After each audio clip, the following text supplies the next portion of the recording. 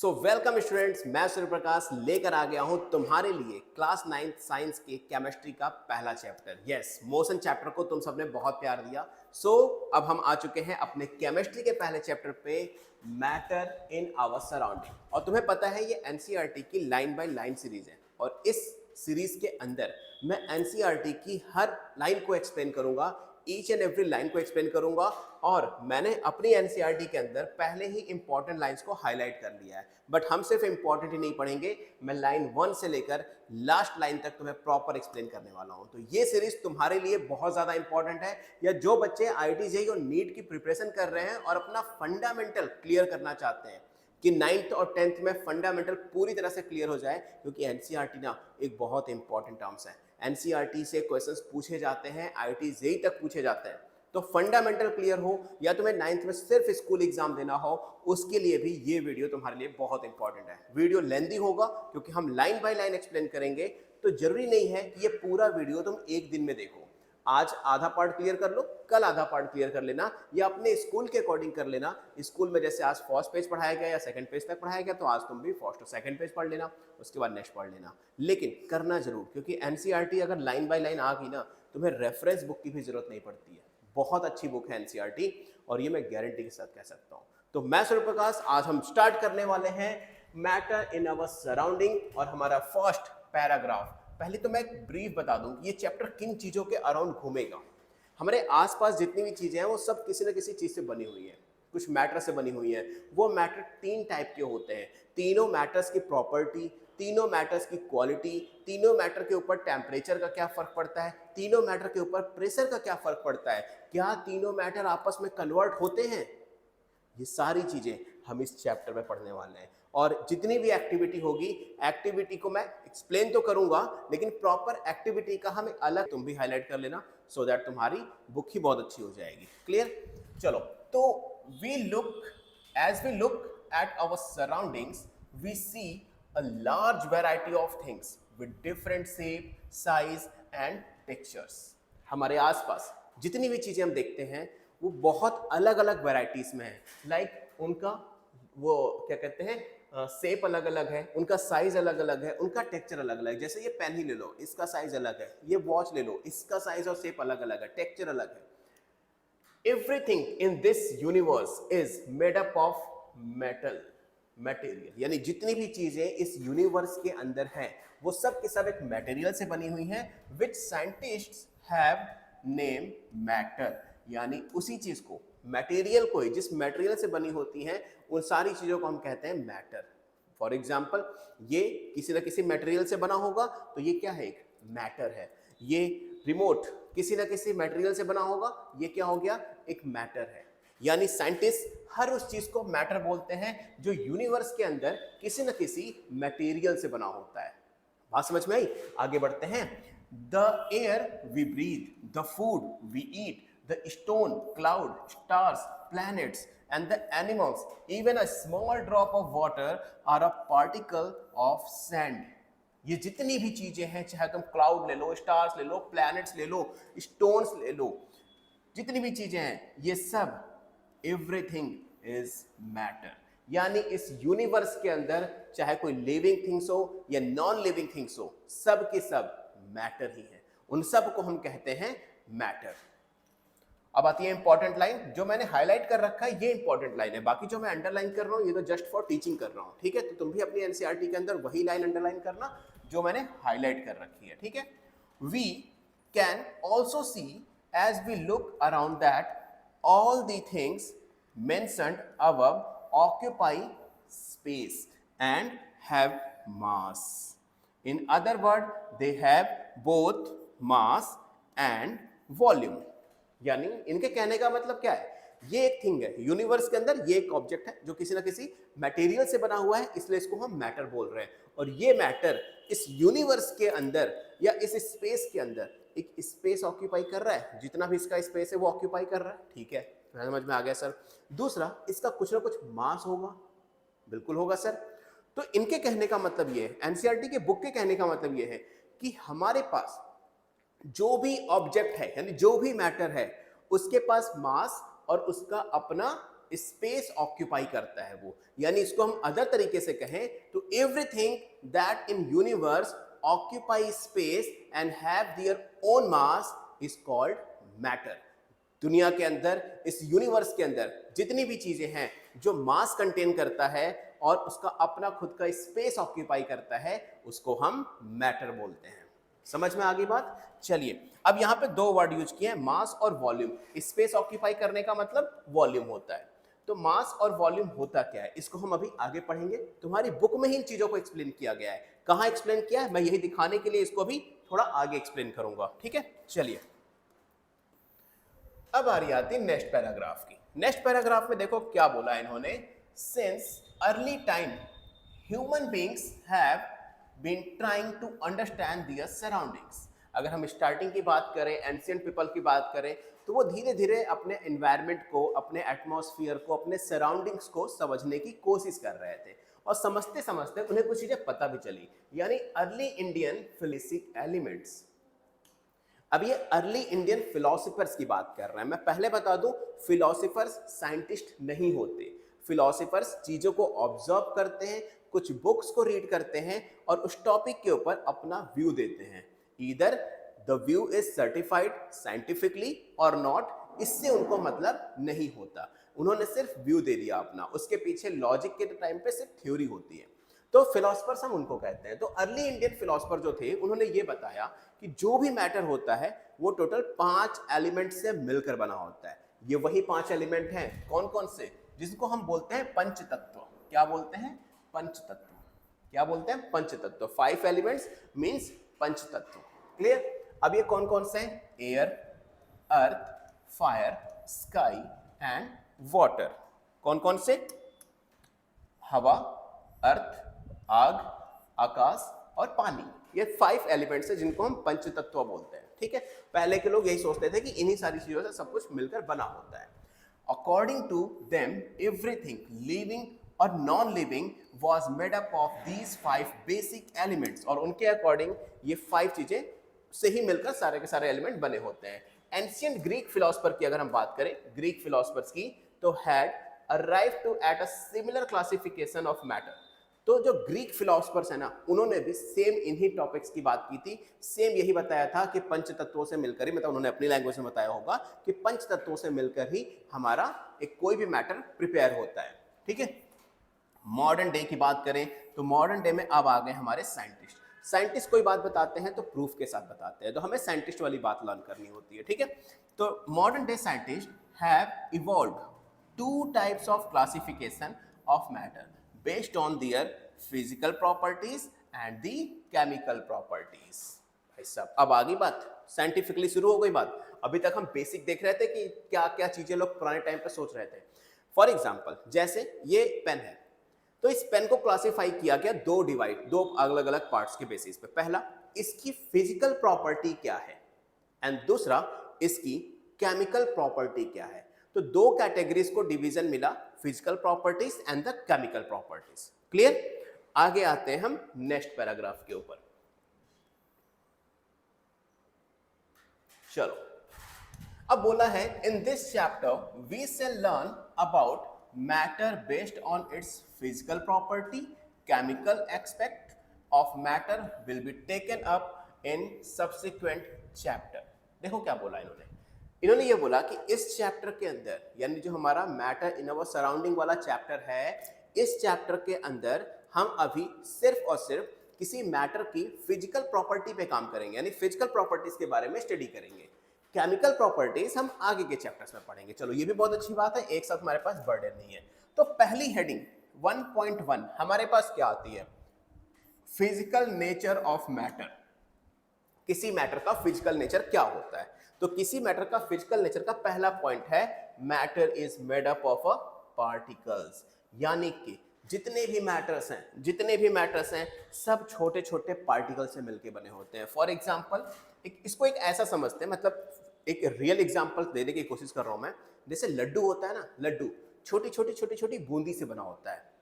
बात समझ में आई? हालांकि उतने पार्टिकल्स बहुत छोटे होते हैं। पार्टिकल्स इतने होते हैं कि इस पेन की टिप पे थाउजेंड्स या कह सकते हो कि 1 लाख के अराउंड पार्टिकल्स रखे जा सकते हैं, इतने छोटे पार्टिकल्स होते हैं। फॉर मैं एग्जांपल दे रहा हूँ कि लड्डू है, लड्डू किससे बना है? छोटी छोटी बूंदी से। तो छोटी छोटी जो बूंदियां हैं लड्डू की वो बन गई पार्टिकल्स। और लड्डू क्या बना? एक मैटर। यानी मैटर की पहली प्रॉपर्टी क्या होती है? Matter is made up of particles. Matter किससे बना होता है? एक पार्टिकल से बना होता है। For a long time two scholars of thought prevailed regarding the nature of matter. Our school believed matter to be continuous like a block of wood, whereas the other thought that matter was made up of the particle like sand. अब देखो, कभी कभी होता है दो अलग अलग theories है पहले के टाइम पे। For a long time two schools of the thought provide regarding the matter. तो दो स्कूल थे, उनकी अलग अलग थॉट थी। एक का कहना यह था कि जैसे एक लकड़ी का टुकड़ा होता है पार्टिकल वैसे बना होता है। दूसरा कहने का मतलब ये था कि जैसे एक सैंड के छोटे छोटे पार्टिकल्स होते हैं उससे मैटर बना होता है। तो ये तो खैर एग्जाम पॉइंट ऑफ व्यू से इंपॉर्टेंट नहीं है, बट ठीक है फिर भी हम पढ़ लेंगे इसको। ठीक है, आगे क्या लिखा हुआ है? Let us perform an activity to determine about the nature of matter, it is continuous or particular। तो हमें ये पढ़ना है मैटर का नेचर, कि वो नेचर जो होता है वो कंटिन्यूअस होता है या पर्टिकुलर होता है। बट ऊपर की थोड़ी सी लाइन पहले जाओ तो मैंने बताया था कि मास और वॉल्यूम की डेफिनेशन मैं आपको बाद में बताऊंगा, बुक में दिखाने के लिए बुक में कहाँ पर है। तो एनसीईआरटी की बुक में एक बहुत अच्छा अपग्रेड किया गया है, इस साल नहीं पिछले साल से ही अपग्रेड कर दिया गया था कि अगर आपके एनसीईआरटी के अंदर कोई टफ वर्ड्स है तो उस वर्ड के आगे आपको स्टार देखने को मिलेगा। 1 स्टार, 2 स्टार या फिर हो सकता है 3 स्टार एक साथ दिखाई दे। तो कहीं भी अगर स्टार दिखाई दे रहा है ना, आप समझ जाओ कि उस चीज को उसी पेज के नीचे एक्सप्लेन किया गया है। ध्यान से याद रखना, मास और वॉल्यूम के आगे स्टार बना हुआ था। तो ये पहला स्टार किसके लिए बना था? ये बना था किसके लिए? मास के लिए। मैं आपको दिखा भी देता हूं एक बार ताकि कंफ्यूजन दूर हो जाए आपकी। हाँ ये देखो, ये देखो मास यहां पर है तो मास के ऊपर 1 स्टार बना हुआ है, वॉल्यूम के ऊपर 2 स्टार बने हुए हैं। तो फूल कह लो या स्टार कह लो, ठीक है। तो यहां पर देखो पेज के जस्ट नीचे आओगे तो 1 स्टार, मतलब ये किसकी डेफिनेशन है? ये मास की डेफिनेशन है। मास क्या होता है? The SI unit of mass is kilogram. Mass की एसआई यूनिट क्या होती है? किलोग्राम होती है। दूसरा, the SI unit of volume is cube metre या मीटर क्यूब कह सकते हो।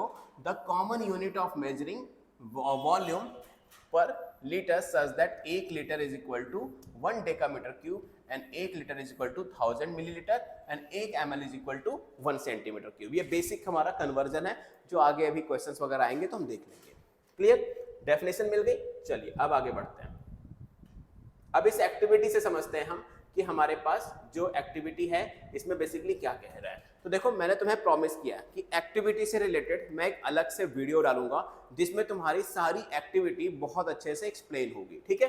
तो एक्टिविटी तो हम पढ़ेंगे, लेकिन अभी हम समझते हैं क्या लिखा हुआ है। Take 100 ml of beaker, fill half of the beaker with the water and mark the level of water. इन्होंने ये बोला भाई कि आप क्या करो, एक बीकर ले लो, ठीक है, एक बीकर ले लो और बीकर के अंदर क्या कर दो 100 ml, take a beaker of 100 ml, 100 ml का बीकर ले लो, fill the half of the beaker with the water. चलो हाफ हमने किससे फिलअप कर दिया? वाटर से कर दिया और इसके मार्क को लेवल कर दिया कि यहां तक पानी है, ठीक है। डिसॉल्व सम सॉल्ट या sugar with the help of glass rod. तो इसके अंदर हमने थोड़ा सा शुगर का अमाउंट डाला और इसको ऐसे ऐसे ऐसे ऐसे घुमा के हमने मिक्स कर दिया। मिक्स होने के बाद बोला क्या है? What do you think had happened to the salt, where does it disappear? Salt कहां चला गया? तो सॉल्ट कहां हो गया? वाटर के अंदर डिसॉल्व हो गया। अभी हमें पता कैसे चला कि वाटर का जो लेवल होगा वो थोड़ा सा ऊपर चला जाएगा, डिपेंड्स ऑन क्या कितना शुगर और कितना सॉल्ट मिक्स किया उसमें। जितना ज्यादा शुगर और सॉल्ट मिक्स होगा लेवल उतना ज्यादा ऊपर होता जाएगा। यानी हम इसे कह सकते हैं कि जो सॉल्ट हमने मिक्स किया था या जो शुगर हमने मिक्स किया था वो कहाँ डिसॉल्व हो गया? वो वाटर के अंदर डिसॉल्व हो गया, वाटर के अंदर डिसॉल्व हो गया। बात समझ में आई? In order to answer these questions we need to use the idea that matter is made up of the particles। कैसे? क्योंकि वाटर किससे बना था? छोटे छोटे पार्टिकल से बना था। उन छोटे छोटे पार्टिकल्स के बीच में सॉल्ट के छोटे छोटे पार्टिकल्स जाकर मिक्स हो गए और जब दोनों पार्टिकल मिक्स हो गए तो सॉल्ट का अमाउंट कम था तो सॉल्ट डिसअपीयर हो गया। अब सॉल्ट डिसअपीयर हो गया, इसका मतलब सॉल्ट पूरी तरह से वाटर के पार्टिकल्स के अंदर मिक्स हो चुका है। बात समझ में आई? तो ये एक प्रूफ था जिससे साइंटिस्टों को पता चला कि matter is made up of small particles. आगे बढ़ते हैं। What was there in the spoon salt और sugar has now spread throughout the water. बात समझ में आई? यहाँ देखो उसी चीज को यहाँ पे एक्सप्लेन भी किया कि एक वाटर लिया था जिसका लेवल इन्होंने मार्क कर दिया था, इसमें सॉल्ट या शुगर जो भी सॉल्ट मिलाया, फिर इसको क्या कर दिया, स्टीर कर दिया, और स्टीर करने के बाद देखो वाटर का लेवल बढ़ गया। लेकिन यहाँ पर एक चीज ध्यान से देखोगे इस डायग्राम के अंदर, तो यहाँ पर सिर्फ वाटर के मॉलिक्यूल्स दिख रहे थे। देखो ये जो मॉलिक्यूल्स हैं ये सिर्फ वाटर के मॉलिक्यूल्स हैं, ठीक है। इन मॉलिक्यूल्स के अंदर जब हमारा ये सॉल्ट गया तो सॉल्ट क्या हुआ, मिक्स होना शुरू हो गया, और देखोगे कि ये जैसे वाटर का मॉलिक्यूल है तो बगल में छोटे वाले सॉल्ट के मॉलिक्यूल्स हैं। तो यानी हम क्या कह सकते हैं, जो हमें पानी दिख रहा है ना ऐसा ऊपर सा, ये छोटे छोटे पार्टिकल से मिलकर बना था, और उन्हीं पार्टिकल्स के बीच में सॉल्ट या शुगर के पार्टिकल्स मिक्स हो जाते हैं, जिसकी वजह से हमें मिक्सचर मिल जाता है। वो तो बात की बात है क्या मिलेगा, लेकिन इसी की वजह से हम प्रूफ कर पाते हैं कि every matter is made up of particle. बात समझ में आई? Every matter is made up of particle. Clear है? चलो आगे बढ़ते हैं। अब आता है नेक्स्ट हमारा हेडिंग, या नेक्स्ट कह लो 1.1.2, how small are these particles of matter. अब पूछा ये है कि एक पार्टिकल जो होता है, सॉरी एक मैटर जो होता है, उसके पार्टिकल्स लगभग कितने छोटे हो सकते हैं। तो देखो यहाँ पे टेक 2, इसके लिए भी एक एक्टिविटी इन्होंने दी है, take 2-3 crystals of the potassium permanganate and dissolve them in 100 ml of water. एक हमें क्या करना है, 2-3 क्रिस्टल्स लेने हैं पोटेशियम परमैंगनेट के, और उसको डिसॉल्व कर देना है किसके, 100 ml ऑफ वाटर के अंदर। तो चलो देखते हैं डिसॉल्व करके क्या आता है। पेज नंबर 2 पे आ गए हम। Take appropriate 10 ml of this solution and put in the 90 ml of clear water। अब देखो ये क्या है क्या रहा है, मैं एक्टिविटी समझ गया, मैं तुम्हें बता देता हूँ एक्टिविटी में क्या क्या रहा है। एक हमने 100 ml पानी लिया, 100 ml पानी ले लिया एक बीकर के अंदर, ठीक है। फिर दूसरा क्या किया, इसी बीकर के अंदर 10 ml पोटेशियम परमैंगनेट डाल दिया, पोटेशियम परमैंगनेट कुछ क्रिस्टल्स डाल दिया, समझ लो 10 ml ने कुछ क्रिस्टल्स डाल दिया, ठीक है। अब ये क्या हो गया, पिंक कलर का हो गया। अब इस पिंक कलर में से 10 ml मैंने क्या किया, सॉल्यूशन निकाला टेस्ट ट्यूब के अंदर और एक फ्रेश वाटर के अंदर डाल दिया, फ्रेश वाटर के अंदर डाल दिया। होगा क्या, दूसरा वाला ये क्या हो जाएगा, ये थोड़ा डार्क पिंक हो जाएगा, ये थोड़ा सा लाइट पिंक होगा। समझ रहे हो इस चीज को? अच्छा, अब इस सेकंड स्टेप वाले में से भी मैंने क्या किया, 10 ml एक बीकर में निकाला, सॉरी टेस्ट ट्यूब में निकाला, और फिर से एक फ्रेश वाटर 100 ml के फ्रेश वाटर में डाल दिया। अगेन वो पिंक ही दिखेगा, बट सेट थोड़ा सा और ज्यादा लाइटर हो जाएगा। अगेन हमने क्या किया, यहां से 100 ml में से 10 ml का टेस्ट ट्यूब और सॉल्यूशन निकाला, और फिर से एक फ्रेश वाटर के 100 ml के बीकर में डाल दिया।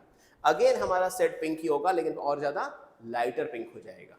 अब इससे हमें पता क्या चला, इससे हमें पता क्या चला कि पार्टिकल्स कितने स्मॉल होते हैं। भाई साहब पार्टिकल बहुत स्मॉल है। क्यों? हमने सिर्फ 2 क्रिस्टल डाले थे पोटेशियम परमैंगनेट के, उससे पूरा बीकर पिंक हो गया। अब उसमें से भी हम सिर्फ 100 ml में से 10 ml ले रहे हैं, 100 ml में से 10 ml ले रहे हैं, मतलब 10वां पार्ट भी अगर लेकर हम नया सॉल्यूशन बना रहे हैं तो कलर पिंक ही आ रहा है। यानी पार्टिकल्स कितने छोटे होंगे, एज्यूम करके देखो एक बार। बात समझ में आई? मतलब बहुत बहुत बहुत छोटे पार्टिकल्स हैं। तुम इसको ऐसे भी समझ सकते हो, होली के टाइम पे जब तुम रंग खेलते हो, एक बकेट के अंदर या एक टब के अंदर बहुत सारा पानी होता है, लगभग 25 से 30 लीटर पानी होता है। उसमें तुम एक चुटकी कलर भी मिक्स कर दो ना, तो पूरा का पूरा पानी रेड और ग्रीन हो जाता है। सोच के देखो, एक चुटकी हो गया ना। यानी पार्टिकल्स कितने छोटे हैं, बहुत छोटे हैं भाई साहब, बहुत छोटे हैं, बहुत छोटे हैं। क्लियर? अब आती है हमारी important line, this experiment show that just a few crystal of potassium permanganate can colour the large volume of water, यानी कह सकते हो अबाउट 1000 लीटर। बात समझ में आई? मतलब एक हमने तो अभी 100 ml पे एक्सपेरिमेंट किया है, अगर तुम 1000 लीटर वाले पानी के कंटेनर में भी पोटेशियम परमैंगनेट का छोटा सा क्रिस्टल डाल दोगे तो पूरा का पूरा पानी पिंक शेड का हो जाएगा। क्लियर? सो वी कंक्लूड, अब ये जो मैंने ऑरेंज कलर से लिखा है ये इंपॉर्टेंट है। So we conclude that there must be millions of tiny particles in just one crystal. एक क्रिस्टल के अंदर मिलियंस ऑफ पार्टिकल्स हो सकते हैं ऑफ पोटेशियम परमैंगनेट के। बात समझ में आई? अब इससे तुम साइज का अंदाजा लगा सकते हो कि एक पार्टिकल का साइज कितना छोटा होता होगा एक क्रिस्टल के अंदर। क्रिस्टल इन द सेंस चीनी का एक दाना ले लो, उसको क्रिस्टल बोल सकते हो, उसके अंदर मिलियंस ऑफ पार्टिकल्स हो सकते हैं, millions of tiny particles. Clear, which keep on dividing themselves into the smaller and smaller particles, और वो कंटिन्यूअस अपने आप को और ज्यादा स्मॉलर डिवाइड करते रहते हैं। बात समझ में आई? सो नेक्स्ट पैराग्राफ पे आते हैं। The same activity can be done using 2 ml of Dettol instead of potassium permanganate. अब तुम चाहो तो ये घर में एक एक्सपेरिमेंट कर सकते हो कि फॉर एग्जांपल तुमने एक बकेट लिया है, गर्मियों के टाइम पे सबके घर में नॉर्मली डिटॉल होता है, ठीक है, डिटॉल से एक्सपेरिमेंट कर सकते हो। ये डिटॉल किस कलर का होता है? नॉर्मली रेड होता है, हल्का सा ब्लूइश कलर का होता है, ठीक है। अब उसका एक ढक्कन ले लो, एक ढक्कन लेकर एक बकेट पानी में डाल दो, पूरा का पूरा पानी व्हाइट हो जाता है। देखा है तुमने? पूरा का पूरा पानी व्हाइट कलर का हो जाता है। क्यों? क्योंकि डिटॉल के पार्टिकल्स बहुत छोटे हैं। वैसे ही जैसे पोटेशियम परमैंगनेट के थे, तो पोटेशियम परमैंगनेट तो तुम्हें मिलेगा नहीं, तुम ये सेम एक्सपेरिमेंट अपने डिटॉल से भी कर सकते हो। चलो करना और मुझे कमेंट करके बताना कि तुमने ये एक्सपेरिमेंट किया या नहीं किया। बट आई सजेस्ट यार एक्सपेरिमेंट जो भी होते हैं ना, जितने भी पॉसिबल होते हैं किया करो और जरूर किया करो, ठीक है। अब आगे बढ़ते हैं। अब देखो और क्या है। The smell can be detected even on repeated dilution. Smell can be detected even on repeated dilution. अब स्मेल भी जैसे जैसे डाइल्यूट होता जाएगा कोई सब्सटेंस, डाइल्यूट मतलब पतला होता जाएगा, वैसे वैसे स्मेल भी क्या होगी? डिटेक्ट होगी। फॉर एग्जांपल जब हमने पहली बार पोटेशियम परमैंगनेट को मिक्स किया था तो क्रिस्टल मिक्स किया था, उसकी स्मेल थोड़ी सी अलग होगी। दूसरी बार जब 10 ml लेकर फ्रेश वाटर में डाला था, उसकी स्मेल थोड़ी सी और हल्की हो जाएगी। तीसरी बार जब उसमें से 10 ml लेकर फिर से फ्रेश वाटर में डाला था, थोड़ी स्मेल और हल्की हो जाएगी। बट स्मेल क्या है? कंटिन्यूअस रहेगी, स्मेल कंटिन्यूअस रहेगी। यानी the particles of matter are very small, they are small beyond our imagination. वो इतने स्मॉल होते हैं और हमारी इमेजिनेशन के बियॉन्ड होते हैं कि भाई साहब कितने स्मॉल हो सकते हैं, बहुत स्मॉल हो सकते हैं, बहुत स्मॉल हो सकते हैं। बात समझ में आई? चलिए अब आते हैं हमारे नेक्स्ट हेडिंग पे, दैट इज 1.2। और क्या बोला है? Characteristics of the particle of the matter. भाई अब हम कैरेक्टर देखेंगे पार्टिकल का क्या होता है, पार्टिकल का कैरेक्टर क्या होता है। अब जब सॉलिड लिक्विड एंड गैस आएगा ना, तो मैं तुम्हें एक बहुत अच्छा जोक सुनाऊंगा, बहुत अच्छा जोक सुनाऊंगा, देखना खुश हो जाओगे बिल्कुल। तो particles of matter have space between them. पहली प्रॉपर्टी क्या है? जितने भी पार्टिकल्स होते हैं, एक भाई जैसे ये मैटर का बना हुआ है, इस मैटर के अंदर पार्टिकल्स होंगे और जितने भी पार्टिकल्स हैं उन सब के बीच में स्पेस भी होता है। ये तो अलग ही चीज है।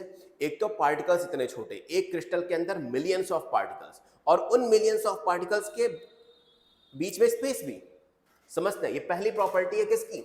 मैटर की पहली प्रॉपर्टी है। तो क्या लिखा हुआ है? एक एक्टिविटी की हेल्प से हम यहां समझ रहे हैं। जो ऊपर एक्टिविटी हमने पढ़ी थी 1.1 एंड 1.2, अपनी बुक में एक्टिविटी ओपन कर लो तब तुम्हें समझ में आएगा। We saw that the particles of sugar, salt, Dettol और potassium permanganate got evenly distributed in water. क्या बोला इन्हें? कि जब हम सॉल्ट को, शुगर को, डिटॉल को, पोटेशियम परमैंगनेट को मिक्स कर रहे थे तो पूरे के पूरे कंटेनर के अंदर इवनली मिक्स हो रहा था। ठीक है, चलो तो देखते हैं। Similarly when we make tea, coffee और लेमंडा यानी नींबू पानी कह सकते हो, particles of one type of matter get into the space between the particles of the other. This shows that even in enough space between the particles of matter. अब इसको ऐसा समझो कि मान लो मैं तुम्हारे घर पहुंचा, ठीक है, और गर्मियों का सीजन था और तुमने मुझसे कहा सर क्या लेंगे? मैं कहा नींबू पानी दूंगा। चलो ठीक है, तुम पहुंचे नींबू पानी बनाने, तुमने एक जग में पानी लिया, जग में पानी लिया और इसमें 2-3 नींबू स्क्विज करके डाल दिए, ठीक है, और मेरे पास ले आए। तो क्या ऐसा होगा कि अगर मैं पहली सिप जब लूंगा तो मुझे लेमन का टेस्ट आए और दूसरी सिप जब लूं तो लेमन का टेस्ट ना आए? होगा क्या? नहीं, ऐसा बिल्कुल नहीं होगा। मुझे through out the water, through out the शरबत, पूरे ग्लास में नींबू का टेस्ट आएगा। क्यों? क्योंकि नींबू के जितने भी पार्टिकल्स थे वो इवनली डिस्ट्रीब्यूट हुए पूरी जगह। ऊपर हमने पढ़ा भी था इवनली डिस्ट्रीब्यूट होते हैं। अब डिस्ट्रीब्यूट होकर भी गए कहां? फॉर एग्जाम्पल ऐसा समझो, ये एक वाटर का मॉलिक्यूल है और ये दूसरा वाटर का मॉलिक्यूल है, ये आपस में ऐसे हैं। तो इन वाटर के मॉलिक्यूल्स वाला सिप जब मैं लूंगा तो मुझे लेमन का टेस्ट आएगा, यानी कहीं ना कहीं इनके आसपास लेमन के पार्टिकल्स है ना, यानी इनके बीच में कहीं ना कहीं स्पेस था, तभी तो बीच में लेमन का पार्टिकल गया। समझ में आई बात? और ये एक्सपेरिमेंट प्रूव करता था कि every particles have space between them. समझ में आ गई बात? क्लियर है बिल्कुल? चलो इसी पेज के सेकंड साइड पे चलते हैं अब। तो particles of matter are continuous moving. पहला हमारा क्या था कि particle of matter space between them, have space between them. दूसरी प्रॉपर्टी क्या है? Particles of matter are continuous moving. Particle जितने भी होते हैं ना भाई साहब, कंटिन्यूअस मूव करते रहते हैं। इसको हम कहते हैं, एक वर्ड आता है ब्राउनियन मोशन। ब्राउनियन मोशन वो हमारे सिलेबस में अभी है नहीं तो, लेकिन मैं बता दूंगा फिर भी तुम्हें। चलो पढ़ते हैं एक एक्टिविटी की हेल्प से, एक्टिविटी 1.3। अच्छा, अगर तुम सब चाहते हो कि मैं एक्टिविटी का प्रॉपर वीडियो बनाऊं तो मेक श्योर कमेंट जरूर कर देना, ताकि मैं हर एक्टिविटी की चैप्टर वाइज एक्टिविटी का एक प्रॉपर डिटेल वीडियो बना दूं सॉरी, ताकि उसमें तुम्हें पता भी रहे कि क्या आउटपुट निकल रहा है, क्योंकि हमारी एनसीईआरटी के अंदर आउटपुट नहीं गिवन है। और एक्टिविटी से तुम्हें पता है क्वेश्चन आते हैं, 4 से 8 नंबर के क्वेश्चन आते हैं। तो क्या कह रही है? पुट एन अंटिल incense stick in the corner of your class. अच्छा सॉरी, इंसेन स्टिक है, सॉरी मैं गलती से वो पढ़ लिया था। पुट एन अंटिल incense stick in the corner of your classroom. तो एक अगरबत्ती जलाओ और क्लासरूम के कॉर्नर पे रख दो, ठीक है। How close do you have to go near it so as to get its smell. अब सबसे पहले स्मेल किसको आएगी? पास वाले को, फिर उसके दूर वाले को, फिर उसके दूर वाले को, फिर उससे दूर वाले को।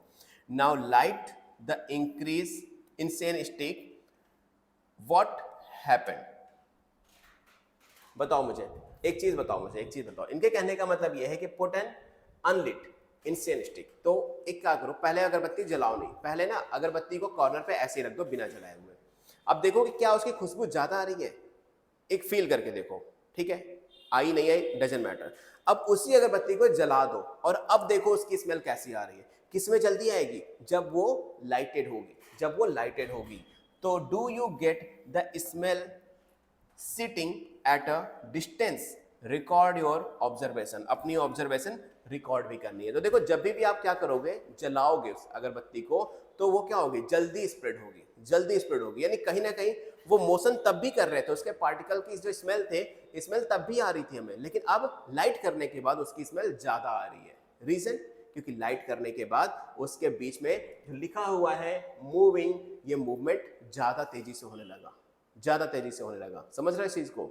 अब तुम्हें ऐसा समझना है कि किसी चीज को हीट देते हैं तो मोशन क्यों करता है, तो इसका एक ही तरीका है यार। एक काम करो, एक गरम तवा लो और उस पर बैठ कर देख लो, तुम्हें भी गर्मी मिलेगी और तुम्हें बहुत स्पीड में भागना शुरू करोगे, ठीक है। खैर ये जोक था। अभी ऐसा समझो कि जब मोशन तेज करने के लिए आपको हीट अप करना पड़ता है पार्टिकल्स को। आगे भी है इसके बारे में टॉपिक, तो अभी डिटेल में समझेंगे हम। चलिए आगे बढ़ते हैं और हम यहां पर आगे के एक्टिविटी देखते हैं 1.4। Take 2 glass beaker, fill with water, put a drop of blue और रेड इंक स्लोली।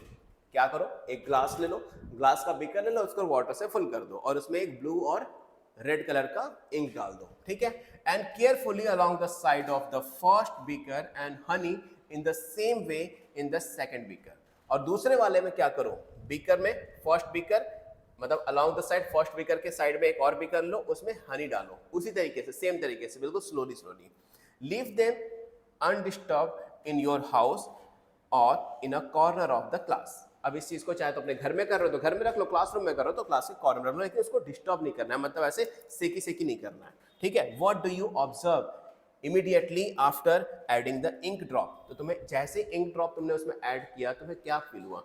इंक धीरे धीरे स्प्रेड होना शुरू हुआ, धीरे धीरे क्या हुआ? स्प्रेड होना शुरू हुआ। What do you observe immediately? हमने समझ लिया।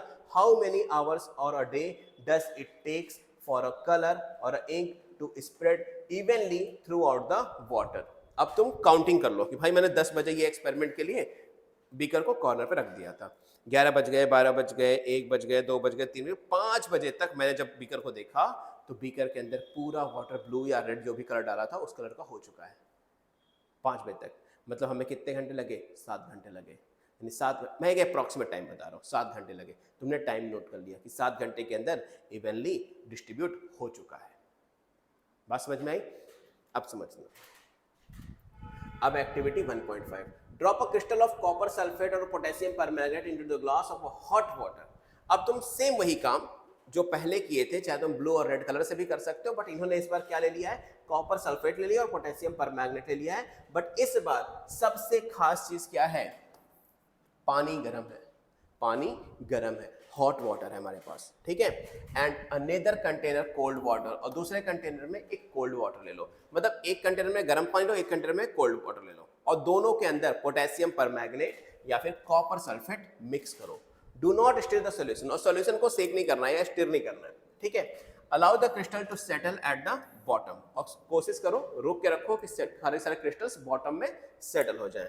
What do you observe just above the solid crystal in the glass, क्या ऑब्जर्व करोगे, ऑब्जर्वेशन ये आएगी यहाँ पे। देखो अब मैंने कहा था ना कि एनसीईआरटी के अंदर आपको ऑब्जर्वेशन नहीं मिलती, एनसीईआरटी के अंदर आपको ऑब्जर्वेशन नहीं मिलती, सारे के सारे क्वेश्चंस इन्होंने तुम्हें थ्रो आउट कर दिए बट किसी का सोल्यूशन नहीं दिया। ऑब्जर्वेशन ये मिलेगी कि जो गर्म पानी होगा उसमें मेल्टिंग जल्दी शुरू हो जाएगी और पूरा का पूरा सब्सटेंस जल्दी ही डिसअपियर हो जाएगा और अपना कलर चेंज कर लेगा, राइट। कोल्ड वाटर में प्रोसेस स्लो होगा, क्योंकि मैंने पहले ही बताया था सारे के सारे पार्टिकल मोशन करते हैं, बट जब उनको हीट मिलती है तो और ज्यादा मोशन करते हैं, फास्ट मोशन करते हैं, ठीक है। What happen as time pass, जैसे जैसे टाइम पास होगा सॉल्यूशन तेजी से बढ़ता रहेगा।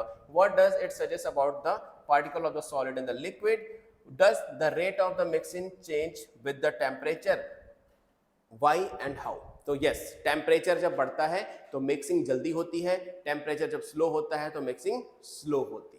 बात समझ में आई, इस चीज को समझना। जैसे फॉर एग्जांपल जब तुम ऐसा समझो कि जब तुम चाय बना रहे हो, फॉर एग्जांपल अगर तुम चाय बना रहे हो या घर में कोई चाय बना रहा है तो उसको देखना, जब चाय बनाते हैं तो शुगर डालते ही मिक्स हो जाती है, लेकिन उसी शुगर को ठंडे पानी में डालो तो तुम्हें बहुत ज्यादा स्टिर करना पड़ता है। समझ में आ गई बात, क्लियर है। From the above three activities 1.3, 1.4 and 1.5 we can conclude the following, क्या कंक्लूड कर सकते हो, इसके लिए हमें नेक्स्ट पेज पे चलना पड़ेगा। और क्या कंक्लूड हुआ यहाँ से, particles of matter are continuously moving, जो भी पार्टिकल्स होते हैं वो कंटिन्यूअस मूव करते हैं, कंटिन्यूअस मूव करते हैं, that is they possess what we call the kinetic energy. Important point आ चुका है, यानी जब हमें पता है एनर्जी के बारे में, काइनेटिक एनर्जी क्या होती है, जब ऑब्जेक्ट मोशन करता है उस टाइम की एनर्जी को काइनेटिक एनर्जी कहते हैं। पोटेंशियल एनर्जी क्या होती है, जब ऑब्जेक्ट रुका हुआ है और उस टाइम की एनर्जी को हम क्या कहते हैं, पोटेंशियल एनर्जी। तो इस टाइम पे पार्टिकल्स क्या कर रहे हैं, पार्टिकल्स मूव कर रहे हैं, और जब पार्टिकल्स मूव कर रहे हैं तो पार्टिकल्स के अंदर कौन सी एनर्जी होगी, काइनेटिक एनर्जी सर, पार्टिकल्स के अंदर काइनेटिक एनर्जी होगी। समझ में आ गई बात। एज द टेम्परेचर राइजेस, जैसे जैसे टेम्परेचर राइज होगा पार्टिकल्स मूव फास्टर, क्यों, क्योंकि temperature increases kinetic energy increases. जैसे जैसे टेम्परेचर इंक्रीज होता है उस पार्टिकल की काइनेटिक एनर्जी बढ़ती जाती है, यानी जैसे जैसे हमने टेम्परेचर में राइज दिया particle move faster. So we can say that with increase in temperature the kinetic energy of the particle also increases, यानी कि जैसे जैसे काइनेटिक एनर्जी को अगर बढ़ाना है तो आपको टेम्परेचर इंक्रीज करना पड़ेगा। बात समझ में आ गई, क्लियर। ये इंपॉर्टेंट पैराग्राफ था, यानी इंपॉर्टेंट मार्क था, तुम भी अपनी बुक में जल्दी से इसको मार्क कर लो, जल्दी से मार्क कर लो इसको।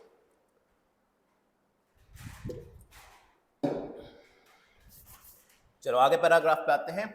इन द अबव थ्री एक्टिविटीज हमने क्या ऑब्जर्व किया, हमने ऑब्जर्व किया that particles of matter intermix on their own with each other, they do so by getting into the space between the particles.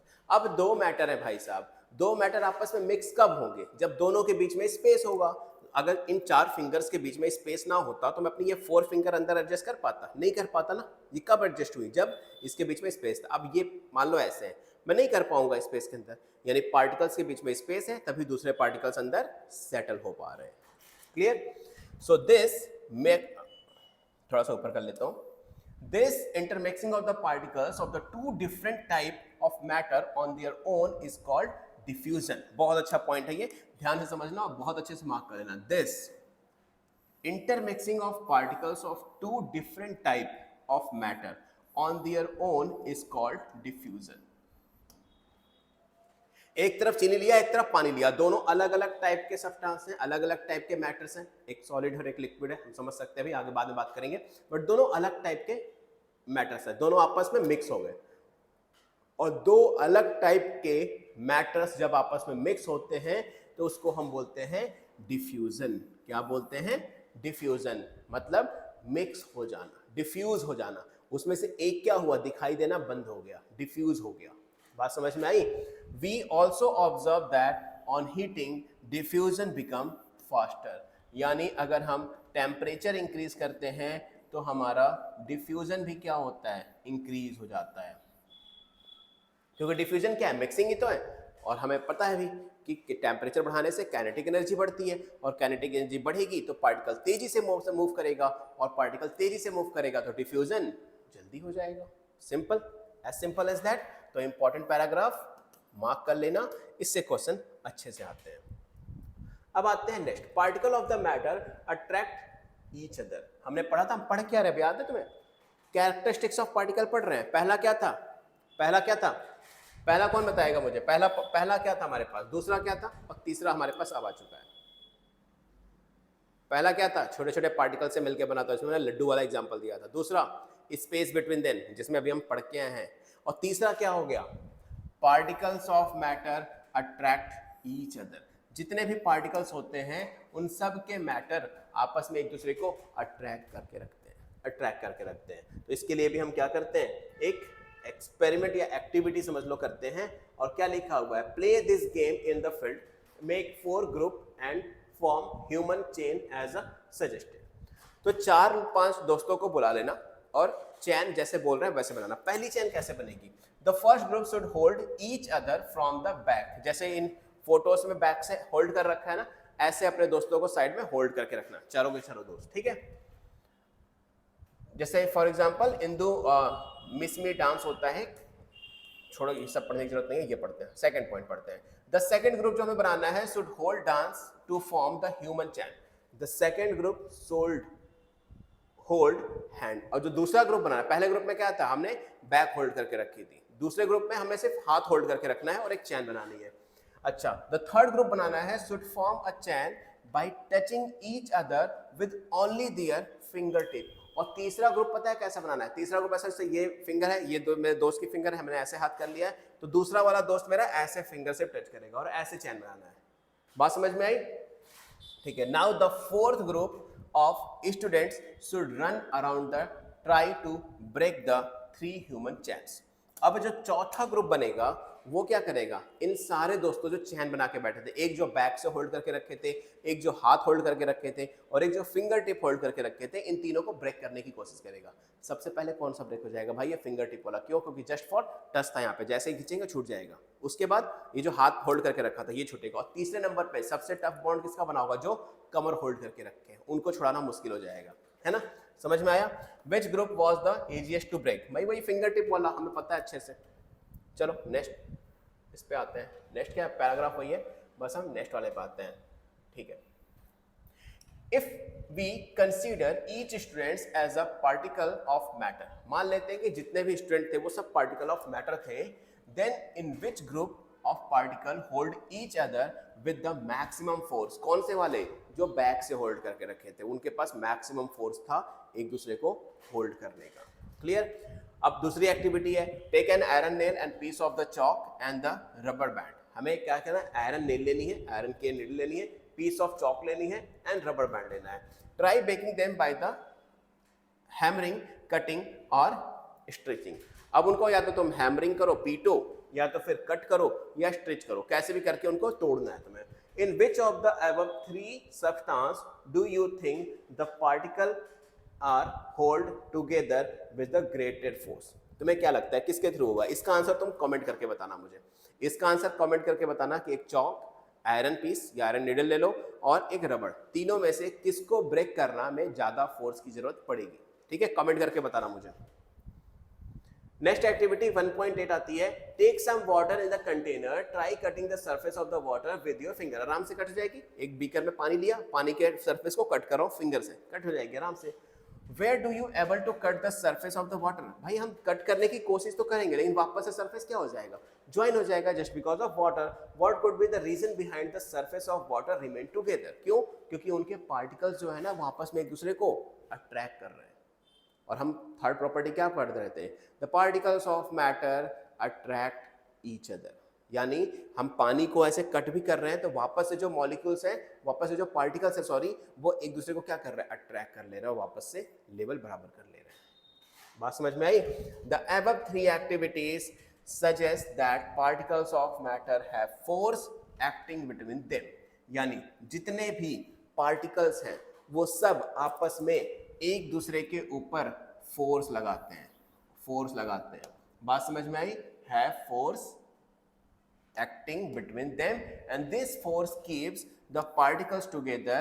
The strength of this force of attraction varies from kind of the matter another. ये अलग चीज है कि किसका force ज्यादा होगा किसका कम होगा, वो अलग चीज है. बात समझ में आई. और इस फोर्स को कहते क्या है, फोर्स ऑफ अट्रैक्शन. क्यों, क्योंकि यहाँ पर पार्टिकल्स को क्या करके रख रहा है, ये फोर्स अट्रैक्ट करके रख रहा है. तो हमने टोटल 3 फिजिकल प्रॉपर्टीज पढ़ ली है और इसके बाद जो क्वेश्चंस आएंगे ये क्वेश्चंस हम बाद में सॉल्व करेंगे. अभी हम सिर्फ एनसीईआरटी की लाइन बाय लाइन पे ध्यान दे रहे हैं. देखो लेक्चर अगर तुम्हें लगता है कि एक दिन में पूरा नहीं देखना है तो मत देखना, एक दिन में पूरा देखोगे लेंदी हो जाएगा. मैं बस इसलिए इतने लंबे लेक्चर बना रहा हूँ, इसका रीजन सिर्फ इतना है कि तुम्हें जब भी रिवीजन करना हो तुम आराम से इस लेक्चर को ओपन करो और पूरी एनसीईआरटी बड़े आराम से लाइन बाय लाइन एक्सप्लेन समझ में आ जाएगा. और अगर तुम्हें लगता है टाइम ज़्यादा है 1.5x पे कर लो, 2x पे कर लो, बट इस लेक्चर को पूरा देखना जरूर, एक बार जरूर देखना और रिवीजन के लिए भी जरूर देखना, सो दैट तुम्हारी एनसीईआरटी अगर क्लियर होगी तो डेफिनेटली तुम्हें सारी चीज़ें समझ में आएंगी. ठीक है, ये पैराग्राफ, ये हमारा पेज भी खत्म हो गया, यानी अप्रॉक्सीमेटली हमने टोटल 3 पेजेस खत्म कर लिए, टोटल 3 पेजेस हमने खत्म कर लिए. ठीक है, तो चलो बढ़ते हैं आगे. अब आता है हमारा मेन टॉपिक भाई साहब, state of matter. State of matter. अब समझते हैं स्टेट ऑफ मैटर क्या होता है. मैं थोड़ा सा इसको नीचे कर लूं. स्टेट ऑफ मैटर, अब हमारे इंपॉर्टेंट टॉपिक शुरू हो गए हैं. स्टेट ऑफ मैटर, तो कितने टाइप के स्टेट होते हैं, मतलब मैटर्स कितने टाइप में पाया जाता है हमारे अर्थ के ऊपर. तो observe different type of matter around अस. जैसे ये पेन सॉलिड में है, वाटर लिक्विड में है, एयर गैस के फॉर्म में है. तो अलग अलग मैटर्स के फॉर्म में हमें क्या मिल जाती है, यहाँ पर स्टेट ऑफ मैटर्स मिल जाते हैं. What are its different states. We can see that matter around us exist in 3 different states, solid, liquid and gas. Solid, liquid and gas. तो टोटल 3 स्टेट्स में हमारे पास मैटर पाई जाती है. बात समझ में आ गई है. अब यहां पर 3 स्टेट्स में सॉलिड, लिक्विड एंड गैस. तो गैस के नाम पर मुझे एक जोक याद आया. टीचर एक बार पूछते हैं बच्चों से क्लासरूम के अंदर कि बच्चों बताओ गैस की प्रॉपर्टी बताओ कि गैस कैसी होती है. एक बच्चे ने कहा सर मैं बताऊंगा. टीचर ने कहा ठीक है बच्चे बताओ क्या है. तो बच्चा कह रहा है कि सर गैस बिल्कुल मेरी एक्स की तरह है, कभी इधर जाती है कभी उधर जाती है. तो ऐसे तो गैस की प्रॉपर्टी है. अब चलो, वैसे इस बात पे हंसना था, तुम हंस सकते हो, ठीक है. चलो, तो these states of matter arise due to the variation in the characteristics of the particles of the matter. यानी ये जो वेरिएशन है स्टेट्स का, सॉलिड का, लिक्विड का और गैस का, ये तुम्हें बताएगा कि किस टाइप के मैटर की प्रॉपर्टी कैसी होती है. Clear. Now let us study about the properties of these 3 states of matter in detail. अब इन तीनों स्टेट्स को, सॉलिड को, लिक्विड को और गैस को, अब हम डिटेल में पढ़ने वाले हैं. चलो देखते हैं. सबसे पहले किस को हम पढ़ेंगे, द सॉलिड स्टेट. सबसे पहले हम किसे पढ़ेंगे, दी सॉलिड स्टेट. सॉलिड स्टेट को पढ़ते हैं. तो एक्टिविटी की हेल्प से ही समझाना है हमें. इस चैप्टर में ज्यादातर एक्टिविटी की हेल्प से हर चीज समझाई गई. तो चलो समझते हैं. Collect the following articles. एक पेन कर लो, एक बुक ले लो, एक नीडल ले लो, एक पीस ऑफ वुडन स्टिक ले लो. इतनी सारी चीजें कलेक्ट कर लो. ठीक है. Sketch the shape of the above article in your notebook by moving a pencil around them. ठीक है. अब जैसे फॉर एग्जांपल इन्होंने ये बोला कि जैसे फॉर एग्जांपल मान लो मेरे पास ये कंघा है इन्होंने ये बोला कि इस कंघे को यहाँ पर कॉपी पे रख लो और इसके अराउंड क्या करो, पेंसिल घुमाओ और एक शेप बना लो, तो शेप कुछ ऐसा सा बन जाएगा। यही काम तुम्हें करना है। Sketch the shape of the above article in your notebook by moving a pencil around them. Do all this have the different shape. क्या सारे के साथ सब तुमने सॉलिड लिया है? देखो पेन भी सॉलिड थी, बुक भी सॉलिड थी, निडल भी सॉलिड थी और एक वुडन स्टिक जो लिया था वो भी सॉलिड थी। बट क्या सबका शेप सेम है? नहीं, सबका शेप सेम नहीं है। ठीक है, distinct boundaries and the fix volume. क्या उनका शेप सेम है? क्या उनकी बाउंड्रीज सेम है? क्या उनका वॉल्यूम सेम है? नहीं नहीं, बिल्कुल सेम नहीं है। तो क्या निकला हमें यहां से? What happened if they are hammered, sorry. अब उनको हैमर से पीटना शुरू करो तो क्या होगा? क्या होगा? पुल और ड्रॉप्ड। पुल करना शुरू करो, ऐसे पकड़ के खींचना शुरू करो या ऊपर से नीचे गिराना शुरू कर दो। क्या क्या चीजें तुम्हें पता चलेंगी? जब हैमर से पीटोगे तो वो चपटी होंगी, मतलब पिचकती जाएंगी। जब उनको खींचोगे तो स्ट्रेच होंगी, लंबी होती जाएंगी। जब उनको और ज्यादा क्या करोगे, ड्रॉप करोगे ऊपर से नीचे, तो आवाज भी आएगी गिरने की और हो सकता है वहां पे डेंट भी पड़ जाए। समझ में आई बात? Are these capable of diffusing into each other. क्या ये सब आपस में, जितनी भी हमने पेंसिल ली थी, पेन लिया था, बुक ली थी और एक वुडन पार्ट लिया था, एक आयरन निडल ली थी, ये सब आपस में डिफ्यूज हो जाएंगे, आपस में मिक्स हो जाएंगे? क्या नहीं होंगे? नहीं होंगे। यही चीज यहां समझाने की कोशिश की जा रही है। Try comparing them by the applying force. Are you able to compare them? क्या तुमने ऊपर जितनी भी चीजें पढ़ी, जितनी भी चीजें उन्होंने करने के लिए बोला सॉलिड मटेरियल के साथ, तुमने किया और तुमने क्या ऑब्जर्व किया? बात समझ में आई? मैं हमेशा कहता हूं एनसीईआरटी वालों को एक्टिविटी के अंदर ऑब्जर्वेशन की आउटपुट देना चाहिए कि क्या ऑब्जर्व हुआ, बट नहीं देते क्योंकि टीचर के ऊपर डिपेंडेंट है कि टीचर समझाएगा। बट मैं तुम लोगों के लिए एक्टिविटी की अलग से वीडियो लेकर आऊंगा सो दैट तुम्हें एक्टिविटी समझ में आए। बट यहाँ पर हमारे पास एक इंपॉर्टेंट लाइन आ चुकी है, इंपॉर्टेंट पैराग्राफ आ चुका है। All the above are example of the solid. हमें पढ़ा भी, we can observe that all these have a definite shape. सबका अलग शेप था। डिस्टिंक्ट बाउंड्रीज, सबकी अपनी अलग अलग बाउंड्री थी। एंड फिक्स वॉल्यूम, सबका अपना वॉल्यूम था, फिक्स था, वो भी वॉल्यूम फिक्स था। This is have negligible compressibility. बहुत ही कम कंप्रेस हो रहे थे। जब उनको हैमर से पीटा जा रहा था तो चपटे तो होंगे, चपटे हो सकते हैं, लेकिन वॉल्यूम भी तो बढ़ता जाएगा फिर से। लेकिन कंप्रेसिबिलिटी क्या थी? बहुत ज्यादा कम थी। Solid have tendency to maintain their shape. अब यहां से समझने वाली चीज है कि सॉलिड की प्रॉपर्टी क्या होती है।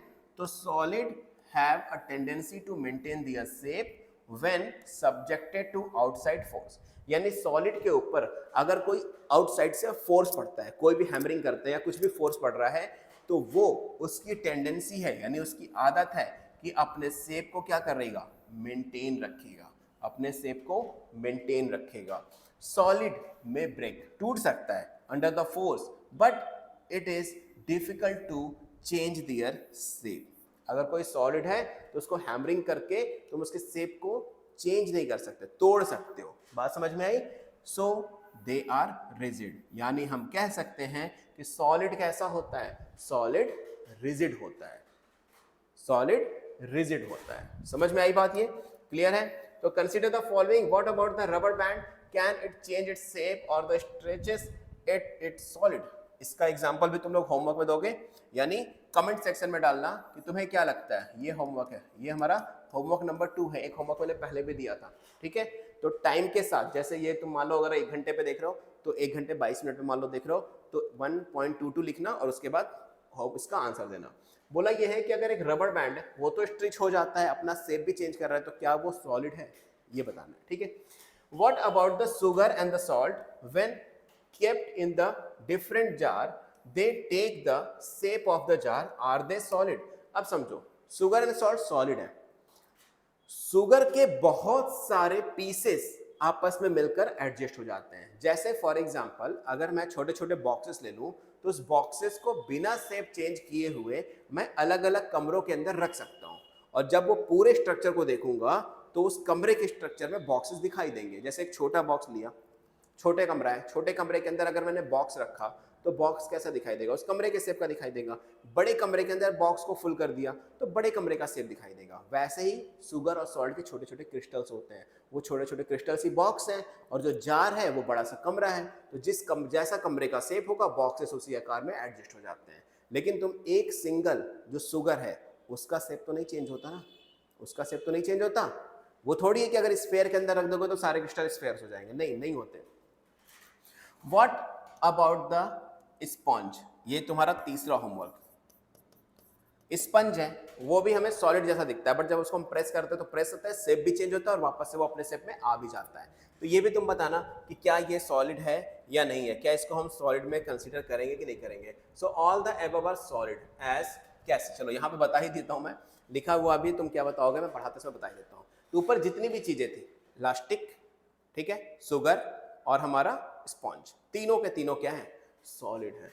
Rubber band change shape under the force, कौन सा फोर्स, जो बाहर से उसके ऊपर डाला उसके प्रेशर में आके वो शेप चेंज करता है, but regain it's same shape when, अगर हम फोर्स को हटा देते हैं।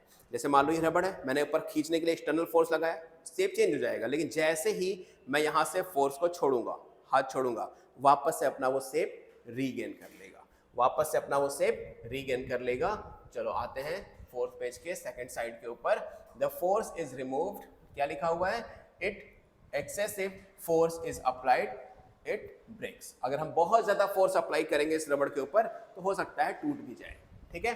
सो the shape of the each individual sugar and the crystal salt crystal remain fix, हमने बताया कि ईच एंड एवरी जो शुगर और उसका शेप है वो बिल्कुल फिक्स है।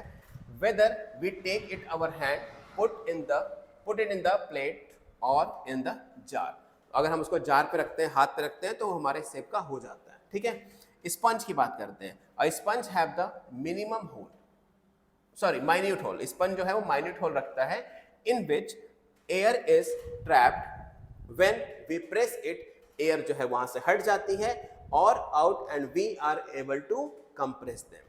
तो हमने बेसिकली सॉलिड को वहां कंप्रेस नहीं किया, हमने एयर को कंप्रेस किया। क्यों? क्योंकि स्पंज के अंदर छोटे छोटे होल्स होते हैं, और जब उसको हम कंप्रेस करते हैं तो एयर बाहर चली जाती है और स्पंज क्या हो जाता है, कंप्रेस। लेकिन वापस से जब मैं छोड़ता हूँ एयर फिर अंदर जाती है और स्पॉन्ज अपने वापस से शेप में रीगेन कर लेता है। बात समझ में आई? दूसरा स्टेट हमारे पास आता है लिक्विड। दूसरा स्टेट हमारे पास क्या आता है, लिक्विड आता है। चलो सो फाइनली आते हैं लिक्विड स्टेट के ऊपर। तो लिक्विड स्टेट और सॉलिड स्टेट एक बार एक लिक्विड और सॉलिड दोनों कमरे में बैठे हुए थे, ठीक है। होता क्या है, जो सॉलिड होता है वो लिक्विड से कहता है कि तुम तो हमेशा फैले रहते हो भाई, जब देखो तब इधर से उधर, या इधर फैलोगे नहीं तो उधर फैल जाओगे। तो लिक्विड कहता है तुम तो बिल्कुल ईमो की तरह, ईमो इन द सेंस एक फीलिंग्स कह लो या कैरेक्टर की तरह कह लो या कह लो ऑपोजिट पर्सन की तरह कह लो, कि तुम तो बिल्कुल ईमो की तरह हो, हर चीज को लेकर बैठ जाते हो। मतलब समझे, सॉलिड हमेशा सॉलिड होता है, उसको चेंज नहीं किया जा सकता, और लिक्विड वहीं फ्लो होता रहता है और अपना चेंज होता रहता है। सो यहाँ पर कुछ एक्टिविटी है और उसकी हेल्प से हम समझते हैं। Collection the following, collect the following, water कर लो, वाटर कलेक्ट कर लेना, कुकिंग ऑयल कलेक्ट कर लेना, मिल्क कर लेना, जूस कर लेना और कोल्ड ड्रिंक कर लेना। तो जब मिल्क, जूस और कोल्ड ड्रिंक करना तो मुझे बोला ना, मैं तुम्हारी हेल्प कर दूंगा इस एक्टिविटी में, ठीक है। चलो आगे बढ़ते हैं। तो containers of different shapes, put of 50 ml of mark on each, these containers using a measuring cylinder from the laboratory। तो लेबोरेटरी जाना और एक मेजरिंग सिलेंडर ले लेना, ठीक है, और उसमें से 50 ml मिल्क ले लेना। अब उस 50 ml मिल्क को तुम अलग अलग कंटेनर में रखना, और जितने अलग अलग कंटेनर्स में रखोगे उतने अलग अलग शेप्स वहां पर बनते जाएंगे। फॉर एग्जाम्पल क्या होगा यहाँ पे, liquid are spread in the floor, अगर फैल जाए तो क्या होगा, measure 50 ml of any one liquid and transfer it into the different containers on one by one, does the volume remain the same. Yes, volume अभी भी same होने वाला है। क्यों? क्योंकि 50 ml वाटर या 50 ml मिल्क ही अभी तुम्हारे पास है, लेकिन वॉल्यूम सेम है, लेकिन उसका शेप अलग अलग हो जाएगा। So does the shape of the liquid remain same? You know, नहीं होगा। when you pour the liquid from one container into the another, does it flow easily? yes, easily flow होता है। अब देखो, we observe that liquid have no fixed shape, यानी हमें क्या मिला इंपॉर्टेंट पॉइंट, कि liquid have no fixed shape, liquid के पास कोई भी फिक्स्ड शेप नहीं होता, but have a fixed volume, but इसके पास फिक्स वॉल्यूम होता है and they take up the shape of the container in which they are kept, और ये उसी का शेप ले लेता है जिस कंटेनर के अंदर वो जाता है। यानी लिक्विड अगर ग्लास के अंदर डालोगे तो ग्लास का शेप ले लेगा, ठीक है, अगर बाउल के अंदर डालोगे बाउल का शेप ले लेगा, स्पून के अंदर रखोगे स्पून का शेप ले लेगा, बॉटल के अंदर रखोगे बॉटल का शेप ले लेगा। Clear? Liquid flow and change shape so they are not rigid. Liquid rigid नहीं होता but they can be called fluid. इसको हम क्या बोल सकते हैं? फ्लूइड बोल सकते हैं। क्यों? क्योंकि वो रिजिड नहीं होता, फ्लूइड होता है, बहता रहता है लेकिन आपस में जुड़ा रहता है, इसलिए हम इसको फ्लूइड बोलते हैं। ठीक है, refer the activity 1.4 and 1.5 where we saw that solid and liquid can diffuse into the liquid. Solid और लिक्विड दोनों क्या होते हैं? लिक्विड में डिफ्यूज हो सकते हैं। जैसे तुमने लिक्विड के अंदर शुगर डाला, सॉलिड था, डिफ्यूज हुआ। तुमने लिक्विड के अंदर लेमन जूस डाला, लिक्विड था लेकिन वो भी डिफ्यूज हो गया। यानी हम कह सकते हैं कि लिक्विड के अंदर सॉलिड और लिक्विड दोनों डिफ्यूज हो जाते हैं। समझ में आ गई बात? आगे बढ़ते हैं। चलो, क्या लिखा हुआ है? The gases from the atmosphere diffuse and dissolve in water. The gases from the atmosphere, atmosphere के अंदर भी जो गैसेस है ना वो भी लिक्विड के अंदर डिसॉल्व होती हैं। इसको कैसे समझ सकते हो? इसको ऐसे समझो कि जो मरीन एनिमल्स है यानी जो पानी के अंदर है वो ब्रीथ कैसे करती हैं? वो भी तो लिविंग ऑर्गेनिज्म है, उनको भी ब्रीथ करने के लिए O2 ही चाहिए होता है। अब O2 उनको मिलेगा कैसे? एटमॉस्फेयर वाला ही O2 वो यूज करते हैं, लेकिन वो O2 वाटर के अंदर डिसॉल्व रहता है। यानी एयर लिक्विड के अंदर, वाटर के अंदर डिसॉल्व हो सकती है। These gases, especially oxygen and carbon dioxide, are essential for the survival of the aquatic animal. Aquatic animal का मतलब जो पानी में रहते हैं, and plants. All living culture need to breathe for survival, and the aquatic animal can breathe underwater due to the presence of dissolved oxygen in water. वो aquatic animal कैसे सांस लेते हैं, कैसे ब्रीथ करते हैं? जो ऑक्सीजन पानी के अंदर डिसॉल्व होती है। Thus we may conclude that solid, liquid and gas can diffuse into liquid. The rate of diffusion of liquid is, आगे पढ़ लेंगे, बट यहां पर इसके कहने का मतलब ये है इस लाइन का कि लिक्विड के अंदर सॉलिड भी डिसॉल्व हो सकता है, लिक्विड खुद डिसॉल्व हो सकता है और गैसेस भी डिसॉल्व हो सकती है। मतलब लिक्विड के अंदर तीनों स्टेट्स ऑफ मैटर क्या हो सकते हैं? डिसॉल्व हो सकते हैं। समझ में आई बात? The rate of diffusion of a liquid is, next page पर आते हैं, higher than that of solid. यानी कौन जल्दी डिसॉल्व होगा? कौन जल्दी डिसॉल्व होगा मुझे बताओ? This is due fact that in the liquid एक मैटर के उसके बीच का स्पेस, उसको बोलते हैं इंटरमॉलिक्यूलर स्पेस, वो ज्यादा होता है। किसमें? लिक्विड के अंदर। और जब स्पेस ज्यादा होता है तो इजीली दूसरा सब्सटेंस वहां पर जा सकता है। यानी लिक्विड के अंदर जब लिक्विड मिक्स करते हैं तो सब्सटेंस आपस में मिक्स हो जाते हैं इजीली, जस्ट बिकॉज कि उनके बीच पार्टिकल्स के बीच का स्पेस ज्यादा होता है as compare to solid. Solid के कंपैरिजन में सॉलिड के बीच में इंटरमॉलिक्यूलर स्पेस यानी पार्टिकल्स के बीच का स्पेस उतना ज्यादा नहीं होता है, इसलिए उसको डिसॉल्व होने में टाइम लगता है। क्लियर? समझ में आ गई बात? चलो नेक्स्ट आते हैं, the gaseous state. Gaseous state की बात करते हैं हम। अब गैसियस स्टेट के अंदर देखो क्या समझोगे तुम। पहली चीज, गैसियस स्टेट होता क्या है? तो have you ever observe a balloon seller filling a large number of balloons from a single cylinder of gas?